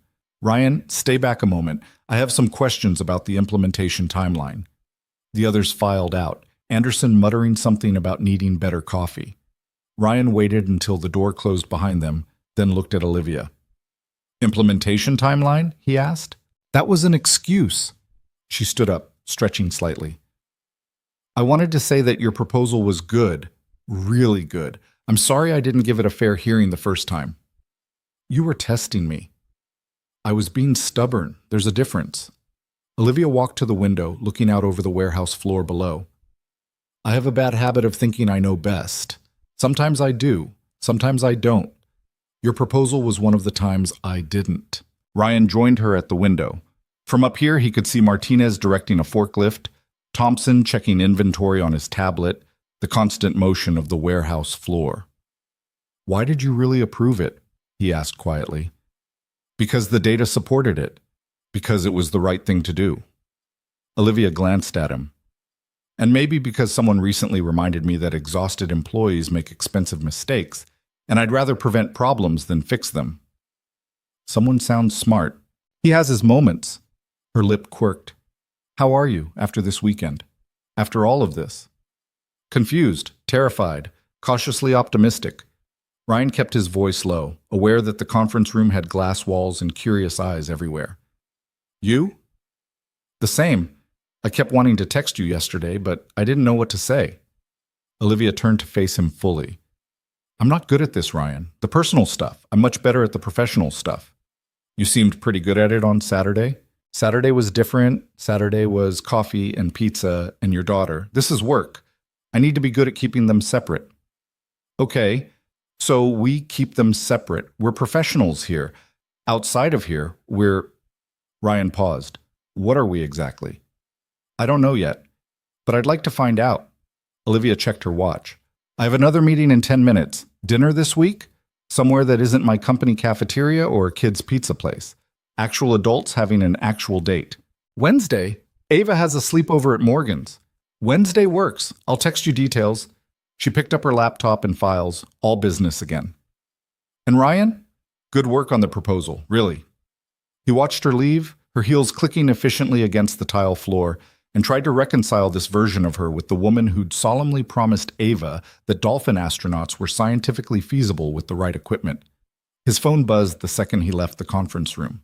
That wasn't so terrible, was it? Ryan smiled and typed back. You could have warned me you were approving it. Where's the fun in that? Besides, your face when I said yes was worth the surprise. Cruel and unusual. I prefer efficient and effective. See you Wednesday. The rest of Monday passed in a blur of logistics and paperwork. Martinez cornered him at lunch wanting details about the loading dock approval, which Ryan deflected by pointing out that Martinez should be more concerned about the training protocols he'd have to implement. Thompson almost cried again, but this time from relief that his concerns about worker safety were finally being addressed. Ryan made it home at 6:15 p.m. to find Ava building an elaborate fort out of couch cushions and Mrs. Chen watching a cooking show on mute. Daddy, I'm making a spaceship. It's for the dolphin astronauts. Ava's head popped out from between two cushions. Do you think Coach Olivia would like it? Mrs. Chen's eyes sharpened with interest. Ryan made a mental note to be more careful about what Ava said in front of the neighborhood intelligence network. I'm sure she'd think it's very creative, Ryan said carefully. Can we invite her for dinner? I want to show her my spaceship. Maybe sometime. She's pretty busy. But you like her, right? And she likes you? That's what people do when they like each other. They have dinner. Mrs. Chen wasn't even pretending not to listen anymore. She'd turned the TV volume completely off and was watching this conversation with the intensity of someone watching a championship game. It's complicated, sweetheart. You keep saying that, but it's not complicated. You smile when you talk about her. That's not complicated. That's called being happy. Out of the mouths of 6-year-olds. Ryan caught Mrs. Chen's eye and saw her nodding sagely. Your daughter is very wise, Mrs. Chen said. Maybe you should listen to her. Maybe you should both mind your own business, Ryan said, but he was smiling. Tuesday crawled by with the special kind of slowness reserved for days when you're waiting for something. Ryan threw himself into work, meeting with HR about training schedules, coordinating with Anderson on budget allocations, fielding questions from Martinez about implementation timelines. He went through the motions, did his job, and tried not to check his phone every 5 minutes. Olivia texted him at 2:47 p.m. Reservation at Marcello's. 7:30 Wednesday. Too fancy? Ryan Googled it. Marcello's was the kind of Italian restaurant that had contemporary in its description and appetizers that cost more than his usual grocery budget. Perfect. Should I bring my good cardboard box to sit on? Very funny. Wear the blue shirt again. I liked it. Yes, ma'am. That's yes, Ms. Bennett during work hours. We're not at work. Good point. In that case, I'm looking forward to it. Wednesday arrived with Ava's boundless excitement about her sleepover with Morgan. She'd packed her overnight bag on Tuesday night, unpacked it Wednesday morning to add Mr. Fluffkins, then repacked it again with a different shirt because the first one wasn't sleepover fancy enough. You know Morgan's just going to let you stay up late watching movies and eating junk food, right? Ryan asked as he drove her across town after school. I know. That's the best part. Ava swung her legs in the back seat. Are you going on another date with Coach Olivia? Ryan had known this question was coming. Ava was many things, but subtle wasn't one of them. Yeah, we're having dinner tonight. Are you going to kiss her? Ava, because in the movies they always kiss on the second date. Or is this the third date? Saturday was the first date, but also kind of the second date because of Friday. So maybe this is actually the fourth date, which means you should definitely kiss her. I'm not taking dating advice from a 6-year-old. Almost 7. And I know things. I watch movies. Ryan pulled up in front of Morgan's house, a cheerful craftsman with a porch swing and flower boxes that made his apartment complex look even more depressing by comparison. Morgan was already at the door, waving enthusiastically. Remember, Ryan said as Ava unbuckled herself. Best behavior. Listen to Aunt Morgan. Bedtime by 9. 10, Ava countered. 9:30. Deal! She grabbed her bag and was out of the car before Ryan could even turn off the engine. Morgan met him on the walkway, her expression somewhere between amused and conspiratorial. "So," she said, "you're seeing her again. How does everyone know everything? Mom saw you at the coffee shop. Martinez's wife saw you at the soccer field. Mrs. Chen called me yesterday to ask if I knew you were courting someone. Her words, not mine." Morgan grinned. "Also, you're wearing the blue shirt. Dead giveaway." "I hate all of you." "No, you don't. You're just mad we're all right." She glanced back at the house where Ava was already dragging her cousin toward the stairs. "She's good, you know. Whoever she is, I can tell. You look less exhausted." "I'm still exhausted." "Less exhausted. There's a difference." Morgan's expression softened. "You deserve this, Ryan. Whatever it is, wherever it goes. You deserve to be happy." Ryan didn't know what to say to that, so he just hugged his sister and got back in his car before she could get too sentimental. He made it home with 2 hours to spare before he needed to leave for dinner. 2 hours to shower, shave properly for once, try on 3 different pairs of pants before settling on the same dark jeans he always wore, and have a minor crisis about whether this was all a terrible idea. His phone rang at 6:47 p.m. Unknown number, except when he answered, it was Olivia's voice. "Is calling instead of texting weird?" she asked without preamble. "Little bit. Everything okay?" "I'm nervous. I don't get nervous about dinner. I negotiate million-dollar contracts without breaking a sweat, but apparently dinner with you makes me nervous." She sounded genuinely flustered, which Ryan found both endearing and terrifying. "I'm sitting in my apartment trying to decide if this dress is too formal or not formal enough, and I realized I don't actually know what the protocol is here." "Olivia." "What?" "You're overthinking." "I always overthink. It's part of my charm." Ryan smiled, some of his own nerves settling. "Whatever you're wearing is fine. I'm wearing jeans and the blue shirt you said you liked. We're 2 people having dinner, that's it." "Right, dinner. Simple." She took a breath. "Okay. I'll see you at 7:30. "Looking forward to it." "Me too. And Ryan?" "Yeah?" "Thanks for calling me out when I'm being ridiculous." "That's what I'm here for." Marcello's was everything the website had promised. Soft lighting, exposed brick, tables spaced far enough apart for actual privacy. The hostess led Ryan to a corner booth where Olivia was already waiting, wearing a deep blue dress that made his blue shirt look suddenly inadequate by comparison. "Hi," he said, sliding into the booth across from her. "Hi." Olivia's smile was nervous, genuine, nothing like her CEO smile. "You found it okay?" GPS is a wonderful invention. "Right. Yes, obviously." She was fidgeting with her napkin, actually fidgeting. "Sorry, I'm being weird. I told you I'm not good at this." "You're doing fine." Ryan reached across the table and gently removed the napkin from her death grip. "Breathe." She did. "This is different from the blind date." "How so?" "That was survival. This is choice. I'm choosing to be here with you, and that's terrifying because it means something." Ryan understood completely. "Yeah, it does." A waiter appeared with menus and water. They ordered wine they probably didn't need and appetizers they definitely didn't need, buying themselves time to settle into whatever this was. "Tell me something about you that I don't know," Ryan said once they were alone again. "Something real." Olivia considered the question. "I hate what I do sometimes. The corporate part, I mean. The meetings and the efficiency metrics and the constant pressure to maximize everything. Some days I sit in my office and think about all the things I could be doing instead." "Like what?" "Teaching, maybe. Actually coaching full-time instead of just weekends. I played soccer in college. Did I mention that?" She traced the rim of her wine glass. "Full scholarship to Princeton. I was good, really good. Got drafted to play professionally in Germany after graduation." "What happened?" "Reality happened. My father had a heart attack my senior year.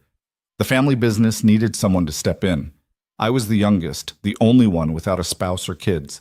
So I came home, put the soccer career on hold, and stepped into a role I never wanted." Olivia's smile was bitter. "That was 8 years ago. The temporary position became permanent. Dad recovered but never came back to work. My older siblings had their own companies to run. And I was good at it, which somehow made it worse." "Why worse?" "Because if I'd been terrible, I could have quit without guilt. But I'm good at this. Excellent, even. And the company needs me. The employees depend on me. So I keep doing it, day after day, meeting after meeting, until sometimes I forget what I actually wanted to be when I grew up. Ryan sat with that for a moment. Is that why you coach? To remember. Maybe, or maybe I'm just trying to give those kids something I didn't have, permission to play instead of constantly optimizing. She looked up at him. Your turn. Something real. I'm terrified I'm screwing up Ava. Every single day I'm terrified. That I'm working too much or not enough. That I'm too strict or too lenient. That she'll grow up and realize her dad had no idea what he was doing and she deserved better. She adores you. Now. But what about in 10 years, 15, when she's old enough to understand that her mother chose to leave and I couldn't make her stay? Ryan's throat felt tight. I keep waiting for the moment when I fail her in some irreparable way. Olivia reached across the table and took his hand. You're not going to fail her. You're doing everything right. You don't know that. I see how she looks at you, how she talks about you. That kid is loved, and she knows it. That's not failure, Ryan. That's success in the only way that actually matters. Their food arrived, breaking the moment. They ate and talked about lighter things. Ava's upcoming birthday, Olivia's disastrous attempt to cook last week that ended with the fire alarm and takeout, Ryan's collection of truly terrible action movies that he watched when he couldn't sleep. Wait, Olivia said. You actually own all 7 Death Wish movies? All 7, plus the remake. That's actually impressive in a concerning way.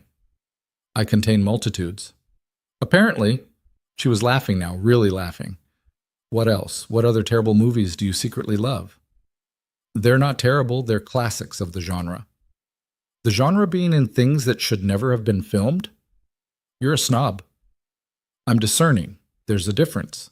They argued cheerfully about movies through dessert, Olivia defending European art films, Ryan standing firm on the artistic merit of explosions and one-liners. It was ridiculous and perfect, and exactly what Ryan hadn't realized he needed. Outside the restaurant, standing in the parking lot under streetlights that turned everything orange, Ryan walked Olivia to her car. I had a really good time, she said. Yeah, me too. We should do this again, soon, unless you're sick of me already. Not even close. Ryan stepped closer. Can I ask you something? Depends what you're asking. That thing Ava said, about the second date kiss. He saw Olivia's expression shift, something nervous and hopeful flickering across her features. She watches too many movies, obviously, but Ryan. Yeah? Stop talking. Olivia kissed him. It was brief and soft and tasted like the chocolate they'd shared for dessert. When she pulled back, her cheeks were flushed and she was smiling. Was that okay? She asked. I know we said slow, but that was perfect. They stood there for another moment, neither quite ready to leave. I'll see you at practice Saturday, Olivia said finally. Wouldn't miss it. And maybe coffee after. Just the two of us this time? I'd like that. Ryan watched her drive away, then sat in his own car for a solid 5 minutes, just processing. He'd kissed Olivia Bennett. Or she'd kissed him. Either way, it had happened, and the world hadn't ended, and he was pretty sure he was grinning like an idiot. His phone buzzed with a text from Morgan. Ava wants to know if you kissed her. I told her to mind her business, but she's very insistent. Ryan typed back. Tell her maybe. And that it's none of her business. She says maybe means yes. She's doing a victory dance in the living room. She gets that from you. Probably. So? Are you happy? Ryan looked at the restaurant in his rear-view mirror, at the empty parking space where Olivia's car had been, at the city lights spreading out in all directions. Yeah, I think I am. The rest of the week passed in a pleasant blur. Work, home, Ava, stolen text conversations with Olivia that ranged from work complaints to debates about whether pineapple belonged on pizza. Thursday night, Olivia sent him a photo of her refrigerator with Ava's dolphin astronaut drawing prominently displayed on the door, held up by a magnet that said Boss Lady. Friday afternoon, Ryan's loading dock proposal officially went into effect.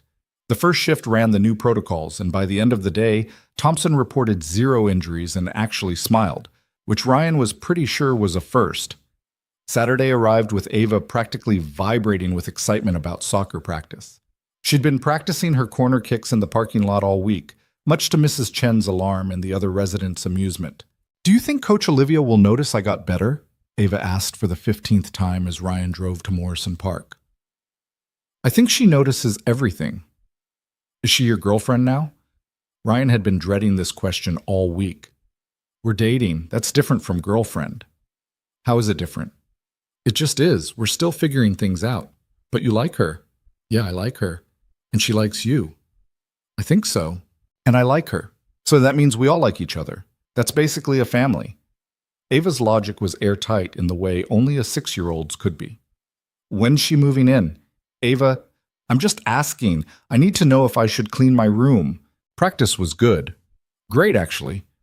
Ava nailed a corner kick that made Olivia beam with pride, and Lucas finally figured out how to properly trap the ball instead of just kicking it as hard as possible in random directions. Ryan stood on the sidelines with the other parents, trying not to be too obvious about watching Olivia more than the actual soccer game. He failed. Sophia definitely noticed. You and Coach Olivia seem friendly, she observed with the subtlety of a freight train. Yeah, friendly. Uh-huh. Martinez mentioned you've been in a good mood lately. Coincidence? Everything is a coincidence if you don't think about it too hard. Sophia laughed. Fair enough. For what it's worth, she's been different the last couple weeks too. Smiling more, less intense. I was wondering what changed. Ryan didn't know what to say to that, so he was saved by the end of practice whistle. The kids circled up for their favorite moment sharing. Ava declared that her favorite moment was the kick where I didn't fall down and it went in the right direction, which earned applause from the other kids. Parents collected their children. Ryan helped Olivia gather the cones, a routine they'd fallen into without discussion. Coffee? Olivia asked once the field was clear. Ava's with me. I know, I was asking both of you. They ended up at the same cafe as before. Ava immediately claimed her window table and started drawing on the placemats again. This time what appeared to be a soccer-playing astronaut riding a dolphin. Her artistic vision is very consistent, Olivia observed. She knows what she likes. They ordered their drinks and settled in. Ava chattered about practice, about school, about the upcoming bake sale that Ryan had completely forgotten about until Sophia had reminded him yesterday.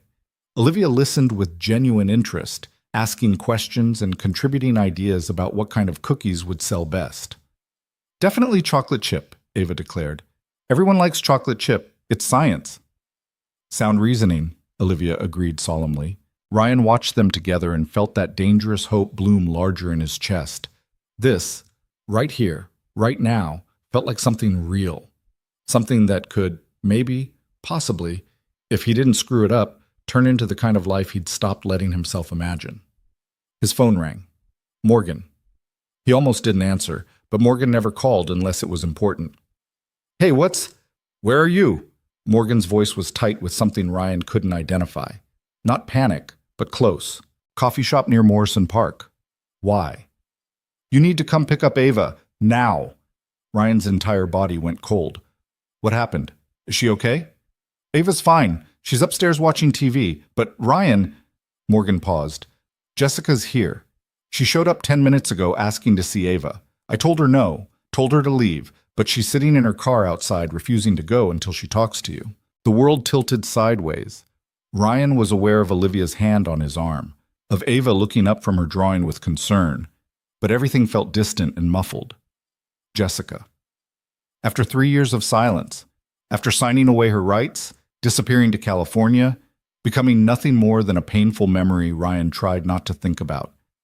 She was back, and everything Ryan had carefully built, the fragile balance of his life, the tentative hope of something new with Olivia, the protective bubble he'd created around Ava, suddenly felt like it was about to shatter. Ryan's hands were shaking so badly he nearly dropped his phone. He stood up from the table without consciously deciding to move, his chair scraping against the cafe floor loud enough that several people looked up from their laptops. I have to go, he said to Morgan, his voice sounding strange and distant to his own ears. Keep Ava inside. Don't let her see Jessica. Don't let her anywhere near... Ryan, breathe. I've got this locked down. Ava doesn't even know anything's wrong, but you need to get here and deal with this before she figures it out. He hung up and just stood there, his mind racing too fast to form coherent thoughts. Jessica. Here. Now. After 3 years of nothing, she'd just shown up like she had any right to be part of their lives. Ryan. Olivia's voice cut through the static in his head. She was standing now too, her hand still on his arm. What happened? I need to... He looked at Ava, who was watching him with growing alarm. We have to go, right now. Daddy? Ava's voice was small. What's wrong? Is Aunt Morgan okay? She's fine, baby. We just need to pick something up from her house. The lie tasted like ash, but he couldn't tell her the truth. Not here. Not like this. Maybe not ever. Olivia gathered their things without being asked, her movements efficient and calm, even as Ryan felt like he was coming apart. She handed him Ava's drawing, her jacket, guided them toward the door with a hand on his back that was the only thing keeping him grounded. Outside, in the parking lot, Ryan fumbled with his car keys, dropped them, picked them up, dropped them again. Let me drive, Olivia said quietly. You don't need to... I'm driving. Give me the keys. Something in her voice, that CEO authority that usually made him bristle, was exactly what he needed right now. He handed over the keys. Ava climbed into the back seat without protest, sensing that something was very wrong even if she didn't understand what. Olivia adjusted the driver's seat, started the engine, pulled out of the parking lot with the same calm precision she probably brought to every crisis. Where am I going? She asked. Ryan gave her Morgan's address, then pulled out his phone and texted his sister. 10 minutes. Don't engage with her. I mean it. Morgan's response came immediately. Too late. She's at the door. Says she's not leaving until she sees you. Ryan wanted to put his fist through something. Instead, he typed back. Call the cops if you have to. I'm almost there. Who's Jessica? Ava asked from the back seat. Ryan's entire body went rigid. He met Olivia's eyes briefly, saw his own panic reflected there. Someone Daddy used to know, he said carefully. No one you need to worry about. But Aunt Morgan said, Ava, please, not right now. The silence in the car was suffocating. Olivia drove 5 miles over the speed limit, which for her was probably the equivalent of reckless abandon. Her knuckles were white on the steering wheel. Do you want me to stay? She asked quietly. Or would it be better if I dropped you off and stay? The word came out more desperately than Ryan intended. Please, I can't do this alone. Okay, I'm staying. They made it to Morgan's house in 8 minutes. Jessica's car was exactly where Morgan had said it would be. A silver Honda Civic parked at the curb, California plates, someone sitting in the driver's seat. Ryan couldn't see her face from this angle, which was probably for the best because he wasn't sure what he'd do if he had to look at her right now. Morgan was on the porch, arms crossed, looking like she was 3 seconds from committing violence. She saw Ryan's car and came down the steps immediately. Ava, honey, Olivia said, turning in her seat. How about you go inside with your Aunt Morgan? I think your dad needs to handle some grown-up stuff out here. Is it about the lady in the car? Ava's voice was too knowing. Is that my mom? The question hit Ryan like a physical blow.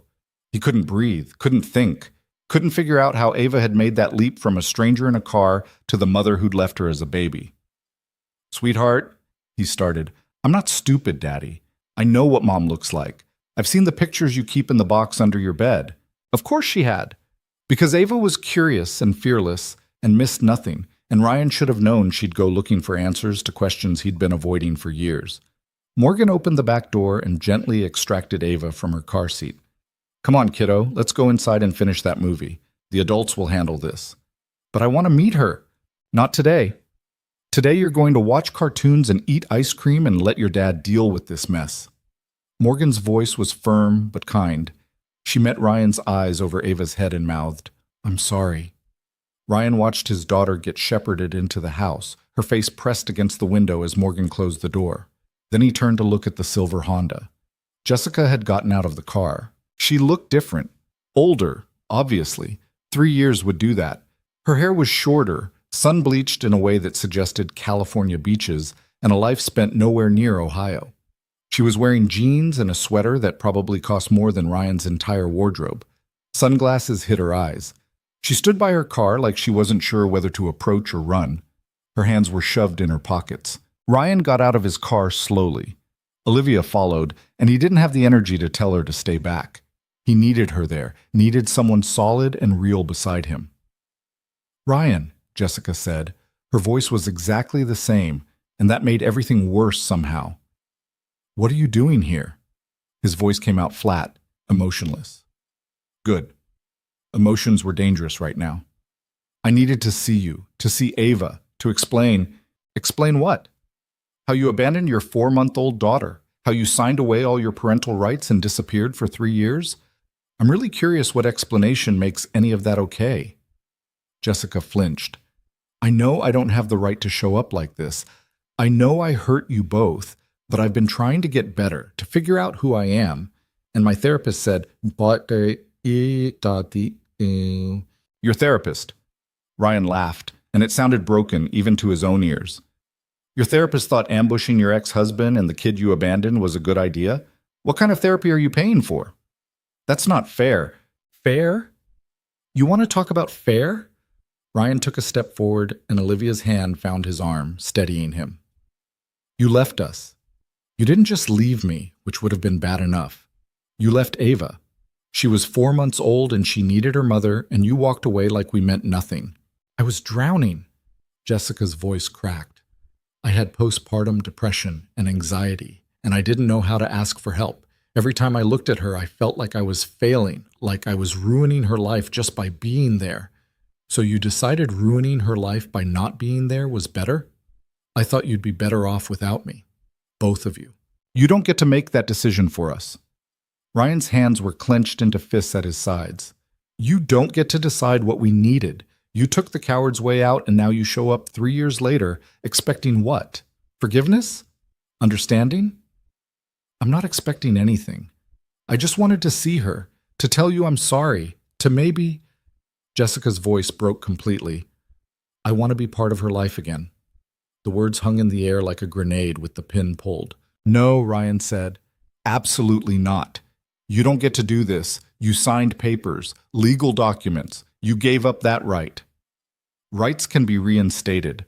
I've talked to a lawyer. You've talked to a lawyer? Ryan's voice rose. You're threatening legal action after everything you've already done? I'm not threatening anything. I'm just saying that if we can't work this out between us, there are legal options. Get off my sister's property. Ryan's voice was shaking now. Get in your car, drive back to California, and stay the hell away from my daughter. Our daughter? No, mine. I'm the one who's been there for every nightmare, every fever, every first day of school. I'm the one who held her when she cried asking why her mommy didn't want her. You don't get to claim her now that the hard part is over. Jessica was crying behind her sunglasses. I know I don't deserve another chance, but I'm asking anyway. Please, Ryan, let me see her just for a few minutes. I promise I won't. Your promises mean nothing to me. They never did. Ryan turned toward the house. We're done here. Ryan, wait. He said you're done. Olivia's voice was ice cold, and Ryan had never been more grateful for her CEO persona. You need to leave. Now. Jessica looked at Olivia for the first time, really looked at her. Who are you? Someone who actually shows up.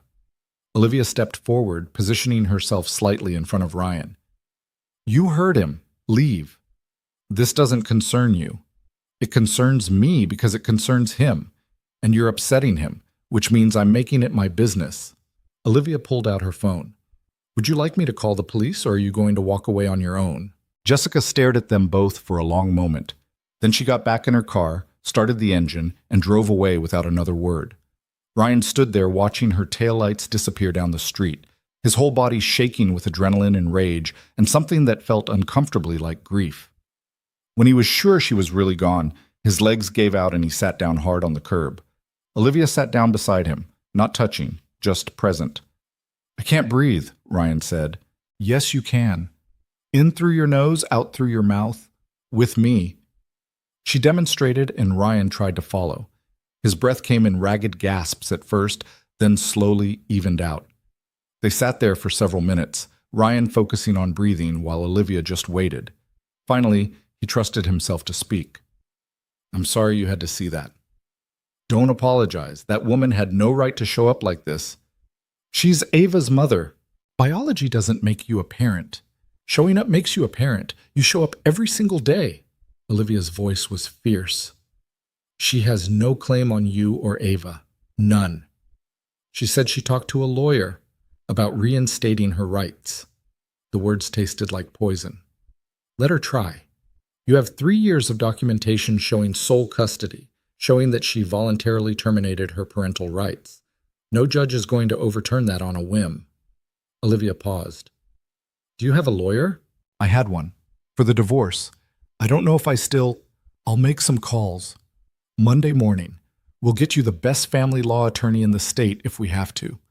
She was in CEO mode now, solving problems, and Ryan was too exhausted to argue. She's not taking Ava. I won't let that happen. Ryan looked at her. This isn't your fight. It became my fight the moment I decided I cared about you and Ava. So yes, it is my fight now. Her expression softened. Unless you don't want my help, if this is too much, too fast, I'll understand. I want your help. I need your help. Ryan ran his hands through his hair. I have no idea what I'm doing. I don't know how to protect Ava from this, from her. We'll figure it out, together. Olivia stood up and offered him her hand. But right now, you need to go inside and check on your daughter. She's probably terrified. Ryan let Olivia pull him to his feet. His legs felt shaky, but he made it to Morgan's front door. His sister opened it before he could knock, her face tight with worry. Ava's upstairs. I told her you were handling something important and she'd see you in a few minutes. Morgan looked past him to where Jessica's car had been. She's gone? For now. What does that mean? It means I have no idea what happens next. Ryan squeezed Morgan's shoulder. Thanks for keeping Ava inside. I know that couldn't have been easy. She asked about the pictures, the ones under your bed. Ryan, she knows. Yeah, I figured. He took a breath. Can I talk to her? Of course. She's in the guest room, pretending to watch TV, but mostly just staring at the door waiting for you. Ryan climbed the stairs, feeling like he was walking to his own execution. The guest room door was open. Ava was sitting cross-legged on the bed, Mr. Fluffkins in her lap, the TV playing some cartoon she clearly wasn't watching. She looked up when he appeared in the doorway. Was that really my mom? She asked. Ryan sat down on the edge of the bed. Yeah, that was her. Why was she here? I don't know, baby. I think she wanted to see us. Does she want to come back? Ava's voice was small and careful, like she was afraid of the answer. I don't know what she wants, but I do know that nothing is going to change. You and me, we're a team. That doesn't change no matter who shows up. Ava was quiet for a moment, picking at Mr. Fluffkin's worn fur. Do you still love her? The question punched Ryan in the chest. No, I don't. I did once, a long time ago, but not anymore. Do you love Coach Olivia? Ryan had not expected the conversation to turn this direction. That's different. How? It just is. Coach Olivia and we're figuring things out. It's new and complicated. But you like her more than you liked Mom. Where is this coming from, Ava? I'm not stupid. Ava looked up at him with those two old eyes. I know Mom left because she didn't want me. Aunt Morgan told me once, when she thought I wasn't listening, she said Mom got scared and ran away. Ryan closed his eyes briefly, making a mental note to have words with his sister later. That's not your fault. You know that, right?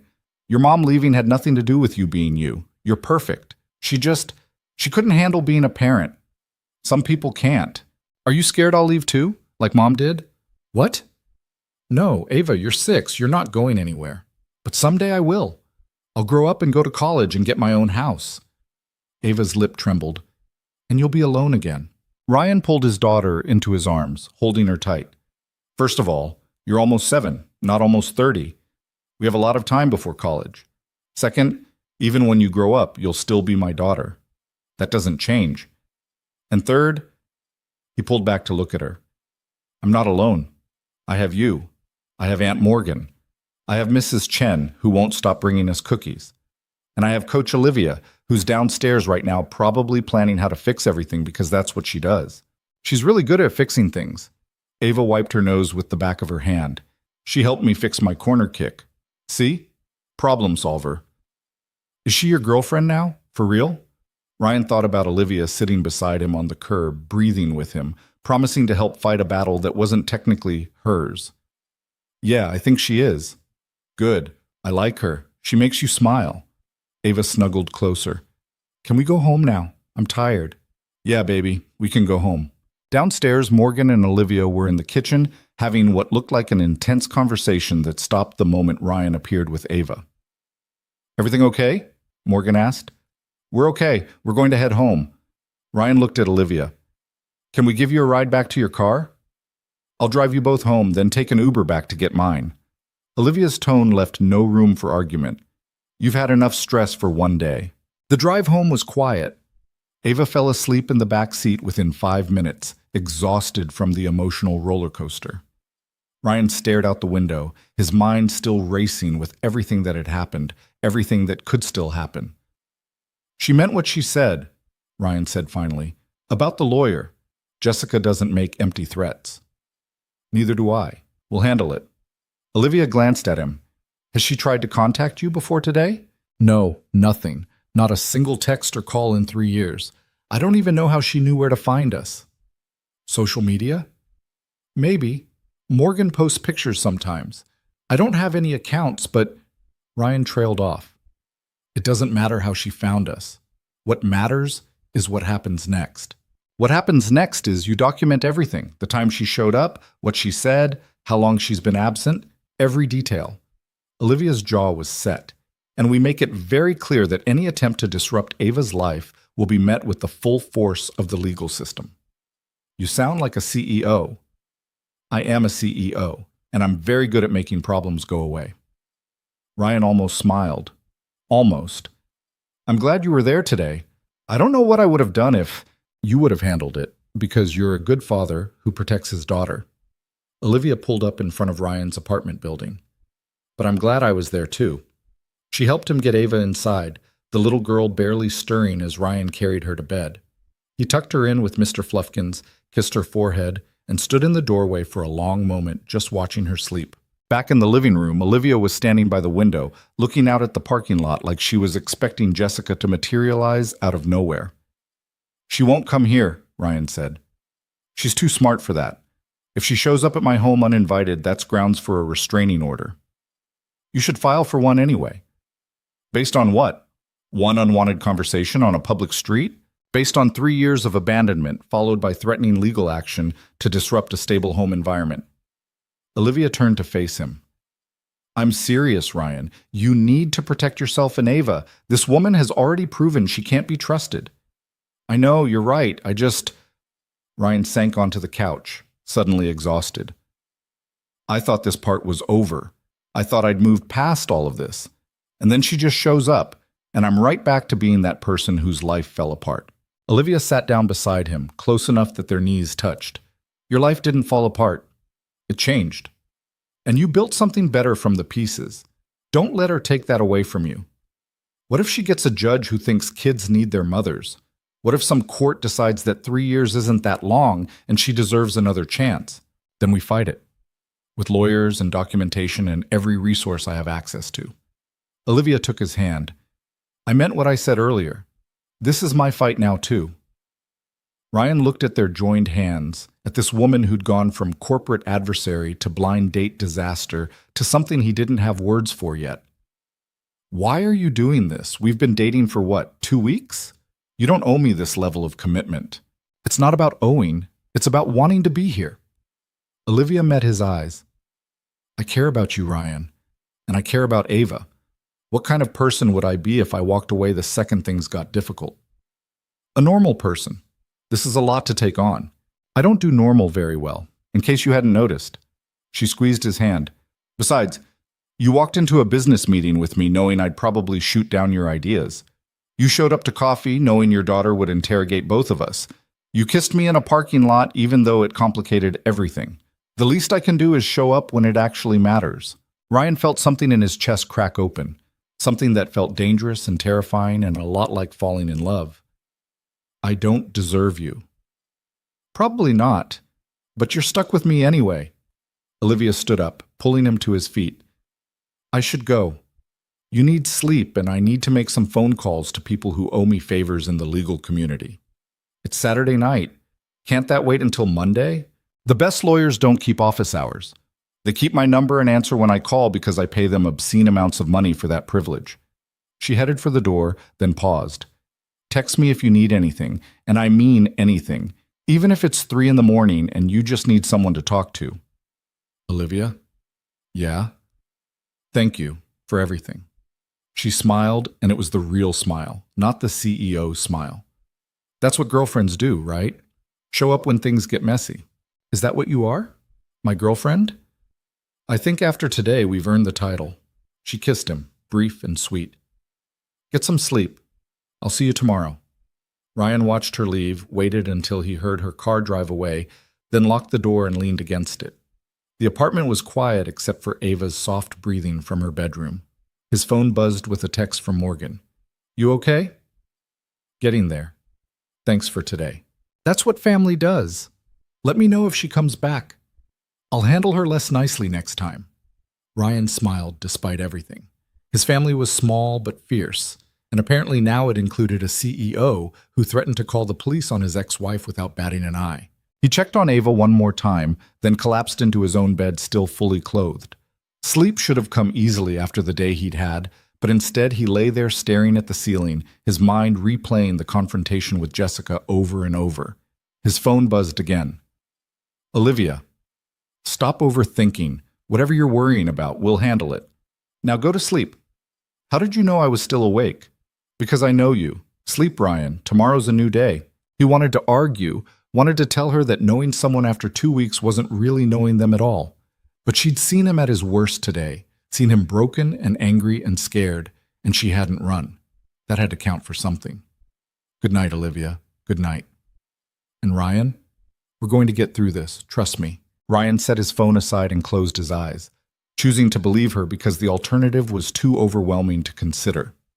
Somewhere in California, Jessica was probably regretting showing up unannounced.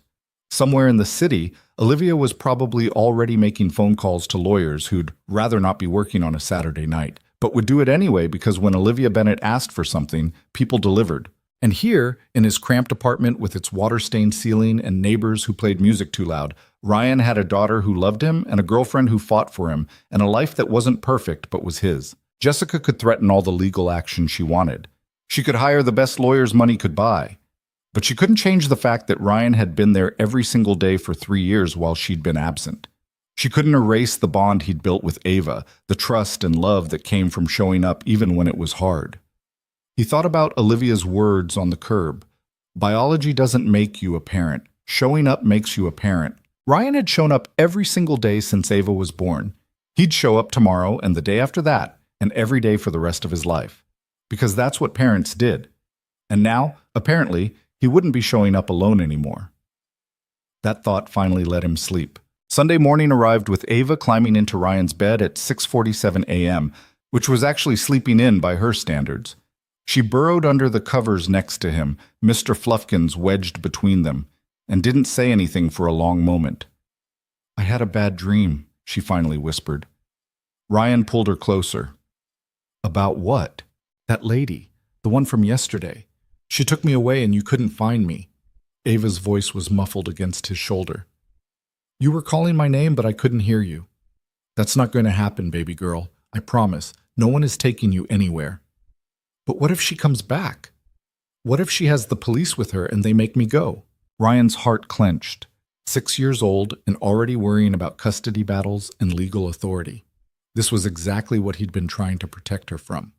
The police don't work like that. They don't just take kids away from their dads because someone shows up and asks. He smoothed her hair back from her face. You're safe here. With me. That's not changing. Promise? I promise. Ava was quiet again, thinking. Does she want to be my mom now? Like, for real? I don't know what she wants. But even if she did, it doesn't change anything. I'm your parent. I'm the one who's been here. That matters more than anything else. Coach Olivia said biology doesn't make you a parent.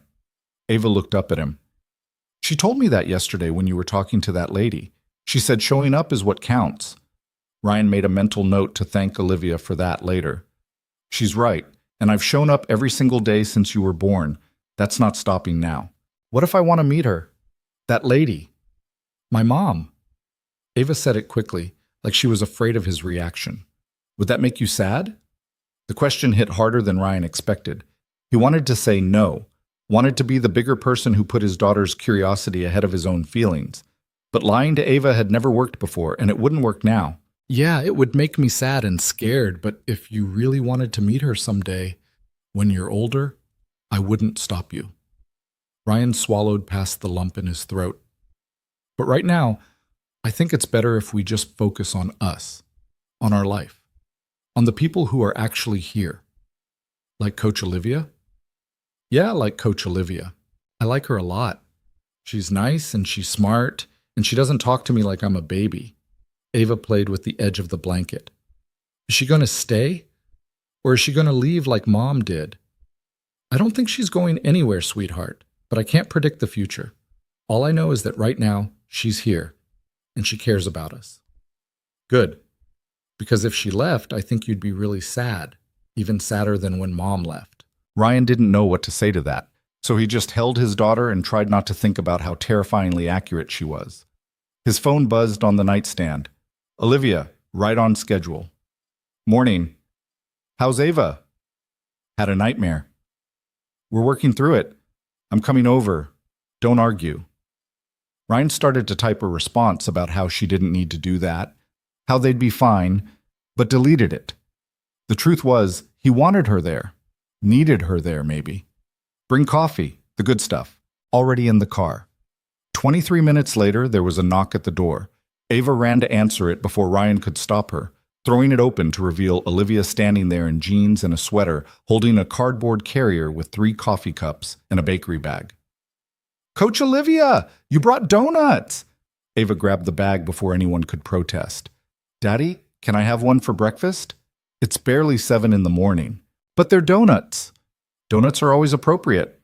Ava was already digging through the bag. Ooh, there's a chocolate one with sprinkles. Olivia looked at Ryan over Ava's head, her expression somewhere between amused and concerned. I wasn't sure what you needed, so I brought sugar and caffeine. Perfect combination. Ryan took one of the coffee cups, noting it was exactly how he liked it. Black, no sugar. She'd remembered from their first dinner. You didn't have to come over. I wanted to, is that okay? Yeah, it's more than okay. They settled in the living room, Ava demolishing a chocolate donut, while simultaneously explaining her elaborate theory about dolphin astronauts and why NASA should seriously consider it. Olivia listened with the same attention she probably gave board presentations, occasionally asking questions that sent Ava into even more detailed explanations. Ryan watched them together and felt that dangerous hope expand in his chest again. This, right here, this quiet Sunday morning with donuts and coffee and his daughter talking a mile a minute, this felt like family. Not the family he'd planned for, not the family he'd imagined when he was 24 and thought he had everything figured out, but a family nonetheless. His phone rang. Unknown number. Ryan almost didn't answer, but something made him check. California area code. He stepped into the kitchen, leaving Olivia and Ava discussing the oxygen requirements for dolphins in space. Hello? Ryan, it's Jessica. He closed his eyes briefly. How did you get this number? That's not important. I need to talk to you. Really talk, not like yesterday. Can we meet somewhere? Just the two of us? No. Ryan, please. I know I handled yesterday badly. I shouldn't have just shown up like that. But I'm not going away. I've come too far to just turn around now. What do you want, Jessica?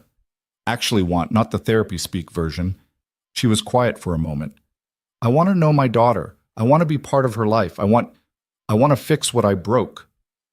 You can't fix this. Some things, once they're broken, they stay broken. Ryan kept his voice low, aware that Ava could probably hear him from the other room. You left. You signed papers. You made your choice. I was sick, postpartum depression, anxiety. I could barely get out of bed most days. Every time I looked at Ava, I felt like I was drowning. Jessica's voice cracked. I thought leaving was the kindest thing I could do for both of you. You could have gotten help, therapy, medication, support. I would have helped you. We could have figured it out together. I know that now, but back then all I could see was how much I was failing, how much better off you'd both be without me. She took a shaky breath. I'm not asking you to forgive me. I'm just asking for a chance to know her, even if it's supervised visits, even if it's just letters, something. Ryan wanted to hang up, wanted to block the number and pretend this conversation never happened. But a small part of him, the part that remembered loving this woman once, the part that understood mental illness wasn't a choice, hesitated. "I need to think about it," he said finally. "Okay, that's fair. Can I call you again? In a few days?" "I don't know. Maybe." Ryan rubbed his free hand over his face. "Jessica, if you're serious about this, you need to understand something. Ava comes first. Not your guilt, not your therapy goals, not your need to make things right. Her well-being comes before everything else. If seeing you would hurt her, the answer is no. End of discussion." "I understand." "Do you? Because you didn't understand that 3 years ago when you left. I'm different now. I'm better. I've been in therapy for 2 years. I'm on medication that actually works.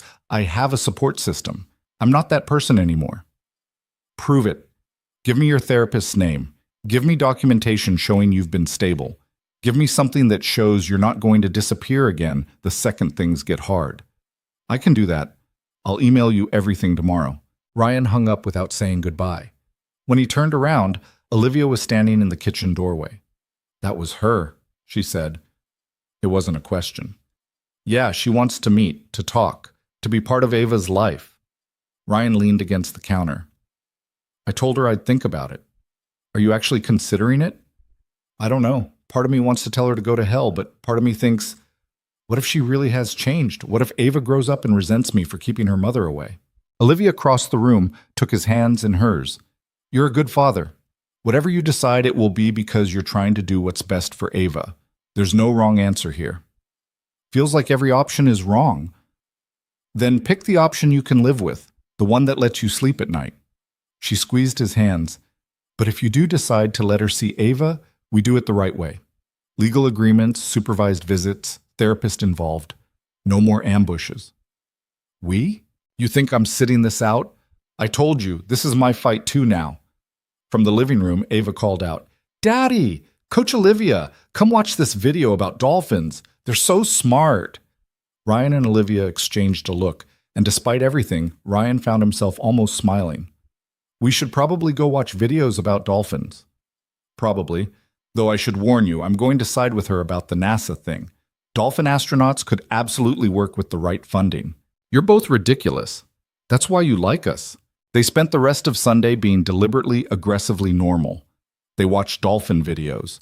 They went to the park, and Ava practiced her corner kicks while Olivia coached, and Ryan pretended not to be constantly checking over his shoulder for Jessica's car. They ordered Thai food for dinner because Ava had never tried it and insisted she was very sophisticated now and could handle spicy food. She could not handle spicy food, but she was a good sport about it. Olivia left around 8 after helping clean up the dishes and reading Ava 2 chapters of her current favorite book about a girl who discovers she can talk to animals. At the door, she kissed Ryan softly. "You okay?" she asked. "Getting there. Thanks for today, for being here." "Where else would I be?" She touched his face gently. "Call me if you need anything, and I mean that." "I know you do. That's the scary part." "What's scary about it?"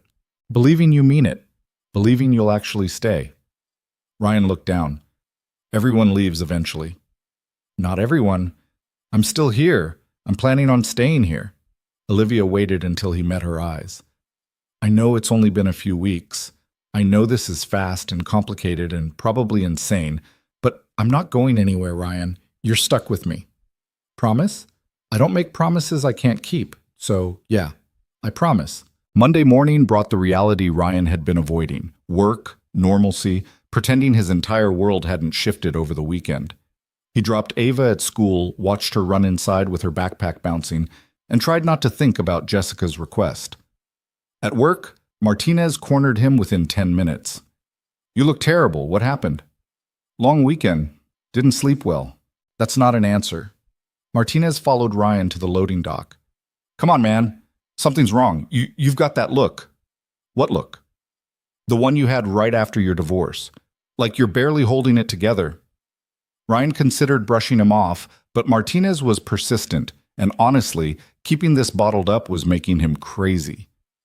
"Ava's mom showed up on Saturday, out of nowhere, after 3 years. The words came out flat.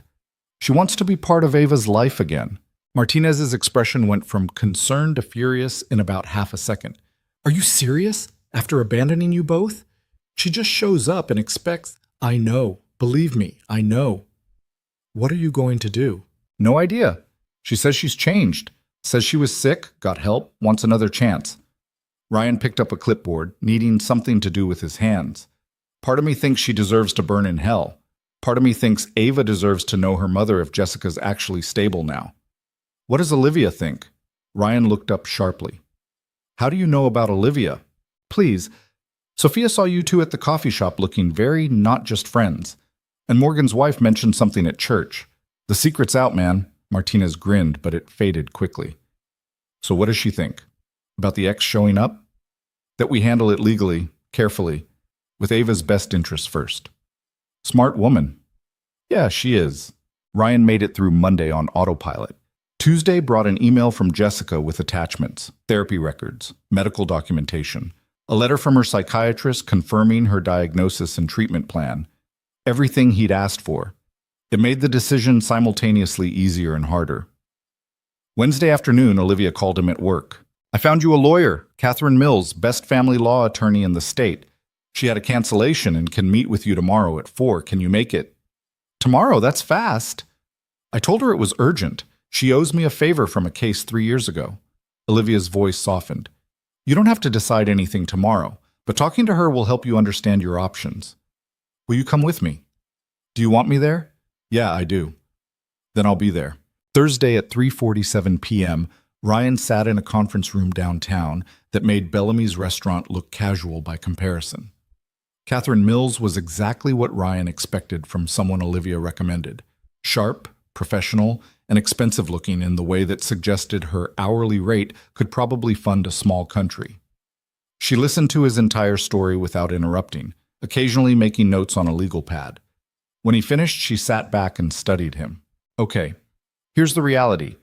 Jessica voluntarily terminated her parental rights. That's significant, but rights can be reinstated if she can prove changed circumstances and that it's in Ava's best interest. Catherine flipped through the documents Jessica had sent. This helps her case, actually. She's got documentation of mental illness, treatment, stability. A sympathetic judge might see it as a mother who was sick getting better and wanting to reconnect. Ryan's stomach dropped. So she could win. She could. But that doesn't mean she will. Catherine leaned forward. The burden of proof is on her to show that reinstating her rights serves Ava's best interest. You have 3 years of sole custody, stable home environment, and a child who by all accounts is thriving. That's powerful. So what do I do? You have options. 1, you refuse all contact and let her file a motion if she wants. If she does, we fight it aggressively. 2, you agree to supervised visitation as a trial period. If it goes well, great. If Jessica proves unstable or if Ava struggles, we have documentation to oppose any formal custody arrangement. What would you recommend? Catherine glanced at Olivia, then back at Ryan. Honestly, option 2, with strict parameters. Supervised visits, therapist involved for Ava, written agreement that this doesn't constitute acceptance of her parental rights. It gives you control of the narrative and shows a judge, if it ever gets that far, that you're acting in good faith. But what if seeing Jessica messes Ava up? What if it's worse for her? That's why we involve a child psychologist from day one. They assess Ava's readiness, supervise the visits, and provide professional opinion if this ends up in court. Catherine's expression softened slightly. Look, I know this is terrifying, but running away from Jessica entirely might backfire. This way, you're in control. You set the boundaries. You protect your daughter while also being able to say you gave her mother a fair chance to prove she's changed. Ryan sat with that for a long moment. Olivia's hand found his under the table, squeezing gently. If I agree to this, I want everything in writing, everything. Times, locations, duration, terms for terminating the arrangement if it's not working. Ryan's voice was steady despite the fear churning in his gut. And Jessica doesn't get to just show up whenever she wants. This happens on my terms or not at all. Absolutely. I'll draft an agreement. Catherine made more notes. Give me 48 hours. In the meantime, don't agree to anything with Jessica directly. All communication goes through me. They wrapped up the meeting with Catherine, promising to send a draft agreement by Saturday. Outside in the parking garage, Ryan leaned against his car and tried to process everything. "You okay?" Olivia asked. "I just agreed to let my ex-wife who abandoned us meet our daughter. No, I'm not okay." "You agreed to explore a carefully controlled option that protects Ava while also covering your legal bases. That's different." Olivia stood in front of him. "And you don't have to decide anything right now. Catherine's drafting an agreement. You review it, think about it, decide if this is actually what you want. What if I'm making a huge mistake? Then we deal with it, together." She touched his face. "But I don't think you are. I think you're being a good father who's trying to do the right thing in an impossible situation." Ryan pulled her close, burying his face in her hair. She smelled like expensive shampoo and coffee, and something that was just her. "How are you so calm about all of this?" "I'm not calm. I'm terrified. But one of us needs to be functional, and you're clearly falling apart, so I'm stepping up." "Fair point." They stood there for a moment, Ryan holding on to her like she was the only solid thing in a world that kept shifting under his feet. "Come over tonight," Olivia said quietly. "Both of you. I'll make dinner. Or order dinner. Let's be honest about my cooking skills. We'll watch a movie. Be normal for a few hours." "You don't have to." "I want to. Let me do this. Let me help. So Ryan picked up Ava from after-school care and drove to Olivia's apartment for the first time. The building was everything he expected. Doorman, elevator that actually worked, hallways that smelled like expensive cleaning products instead of Mrs. Chen's cooking. Olivia's apartment was on the 23rd floor, all windows and clean lines and furniture that looked uncomfortable but probably cost a fortune. Ava's eyes went wide. "Whoa, you can see everything from up here. Pretty good view, right?" Olivia crouched down to Ava's level. "Want to see the best part?" She led them to the windows where the entire city spread out below them like a map made of lights. Ava pressed her face to the glass, pointing out buildings and streets she recognized. "Can you see our apartment from here?" "Maybe, if you know where to look." They ordered pizza because Ava insisted it was the best dinner and Olivia didn't argue. They ate sitting on the floor of Olivia's living room because Ava said the fancy couch looked too clean to get pizza on. They watched an animated movie about talking fish that Ava had seen 17 times but still insisted was the best movie ever made. Halfway through, Ava fell asleep with her head in Ryan's lap and her feet in Olivia's. The movie kept playing, but neither of them was watching anymore. "This is nice," Olivia said quietly. "Yeah, it is. I could get used to this. Pizza on the floor, animated movies, kid drool on my expensive pants." Ryan looked down at Ava, then at Olivia. "She's drooling on your pants?" "Little bit. I don't mind." Olivia smiled. "She's worth it." "You really mean that?" "I wouldn't say it if I didn't." She reached over Ava to take Ryan's hand. "I know this is fast. I know we're probably doing everything backwards, but I can see a future here. With you, with Ava, with this. Even with all the drama, ex-wives showing up, legal battles, single dad baggage. Especially with all of that, because that's real life, Ryan. It's messy and complicated and nothing like the perfect picture I thought I wanted. But it's better. You're better." Ryan felt something settle in his chest, something that felt a lot like peace. "I love you." The words were out before he could stop them, hanging in the air between them. Olivia's eyes went wide. "You, what?" "I love you. I know it's too soon and we're supposed to take things slow and I shouldn't be saying this with my daughter drooling on both of us, but I love you." Ryan squeezed her hand. "You don't have to say it back. I just needed you to know." Olivia was quiet for a long moment, her eyes suspiciously bright. "I love you too. I think I have since you called me almost human in that parking lot." That's a weird moment to fall in love with someone.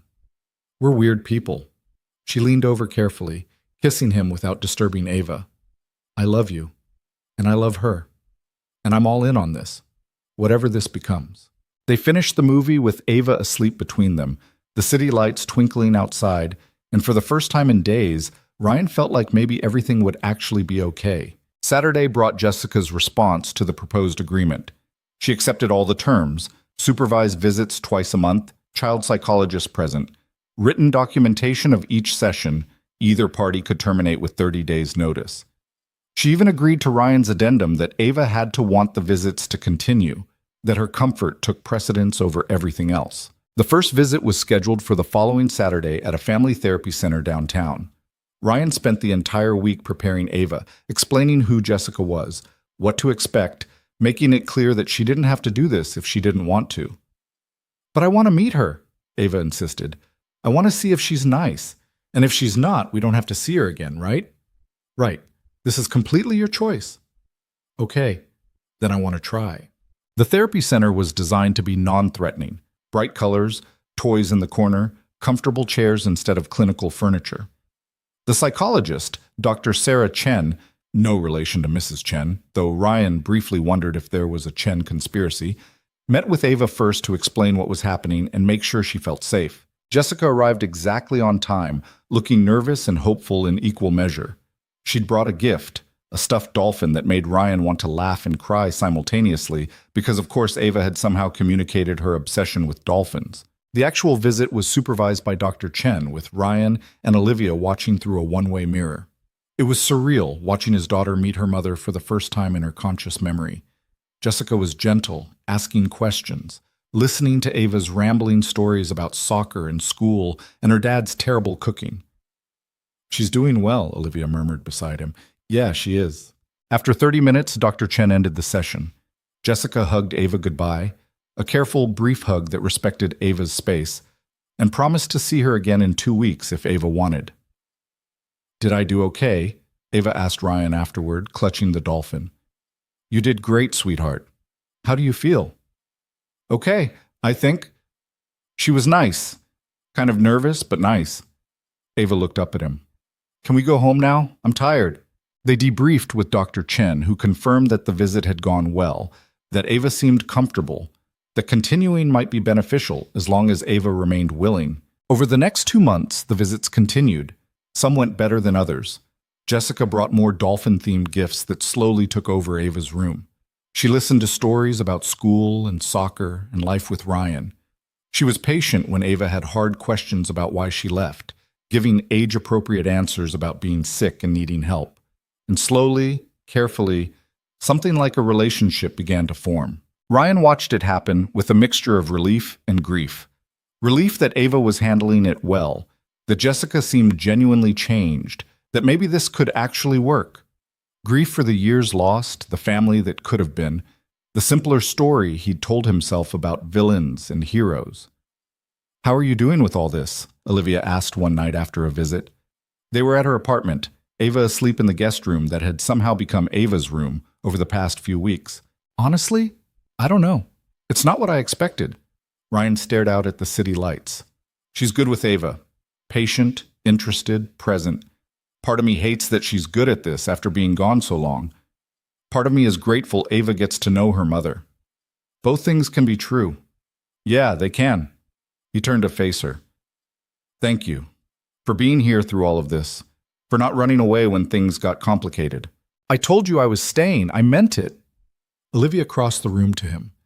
"Besides, complicated is interesting. Boring is, well, boring. Is that what we are? Interesting? We're a single dad, a CEO, a 6-year-old soccer player, and an ex-wife in recovery trying to rebuild a relationship. We're basically a soap opera." She smiled. "But yeah, interesting works." 3 months after that first visit, Dr. Chen recommended transitioning to unsupervised visits. Jessica had been consistent, stable, appropriate. Ava looked forward to seeing her. The relationship, while still fragile, was growing. Ryan agreed, with conditions. Visits stayed public: parks, museums, restaurants. Jessica's therapist confirmed ongoing treatment, and most importantly, Ava had veto power. If she ever felt uncomfortable, the visit stopped immediately. Jessica accepted everything without argument. 6 months in, on a Saturday afternoon at the park, Ryan watched Jessica push Ava on the swings while Olivia sat beside him on a bench. "Higher!" Ava shrieked, laughing. "You're already touching the sky," Jessica called back, but she pushed harder anyway. "That's your ex-wife," Olivia observed. "Yeah. And you're okay with this?" Ryan thought about it. Really thought about it. "I'm not okay with what she did. I don't think I'll ever be okay with that. But watching Ava laugh like that, watching her have a relationship with her mother, yeah, I'm okay with this. Good, because I have something to tell you. Olivia's voice was carefully neutral. Ryan looked at her. What? I bought a house. Well, I put an offer on a house. 4 bedrooms, big backyard, good school district. It's in that neighborhood you mentioned liking. She paused. I was thinking maybe you and Ava would want to move in. Eventually, when you're ready. Ryan stared at her. You bought a house. Technically, not yet. The offer's still pending, but yes. Because of us? Because of us. Because I'm tired of living in an apartment that echoes. Because Ava needs a yard for her dolphin astronaut training program. Because I want a life with you, and that life needs space for all of us. Olivia took his hand. What do you think? I think you're insane. That's not an answer. I think... Ryan pulled her close, kissing her there on the park bench while his daughter played with her mother in the background.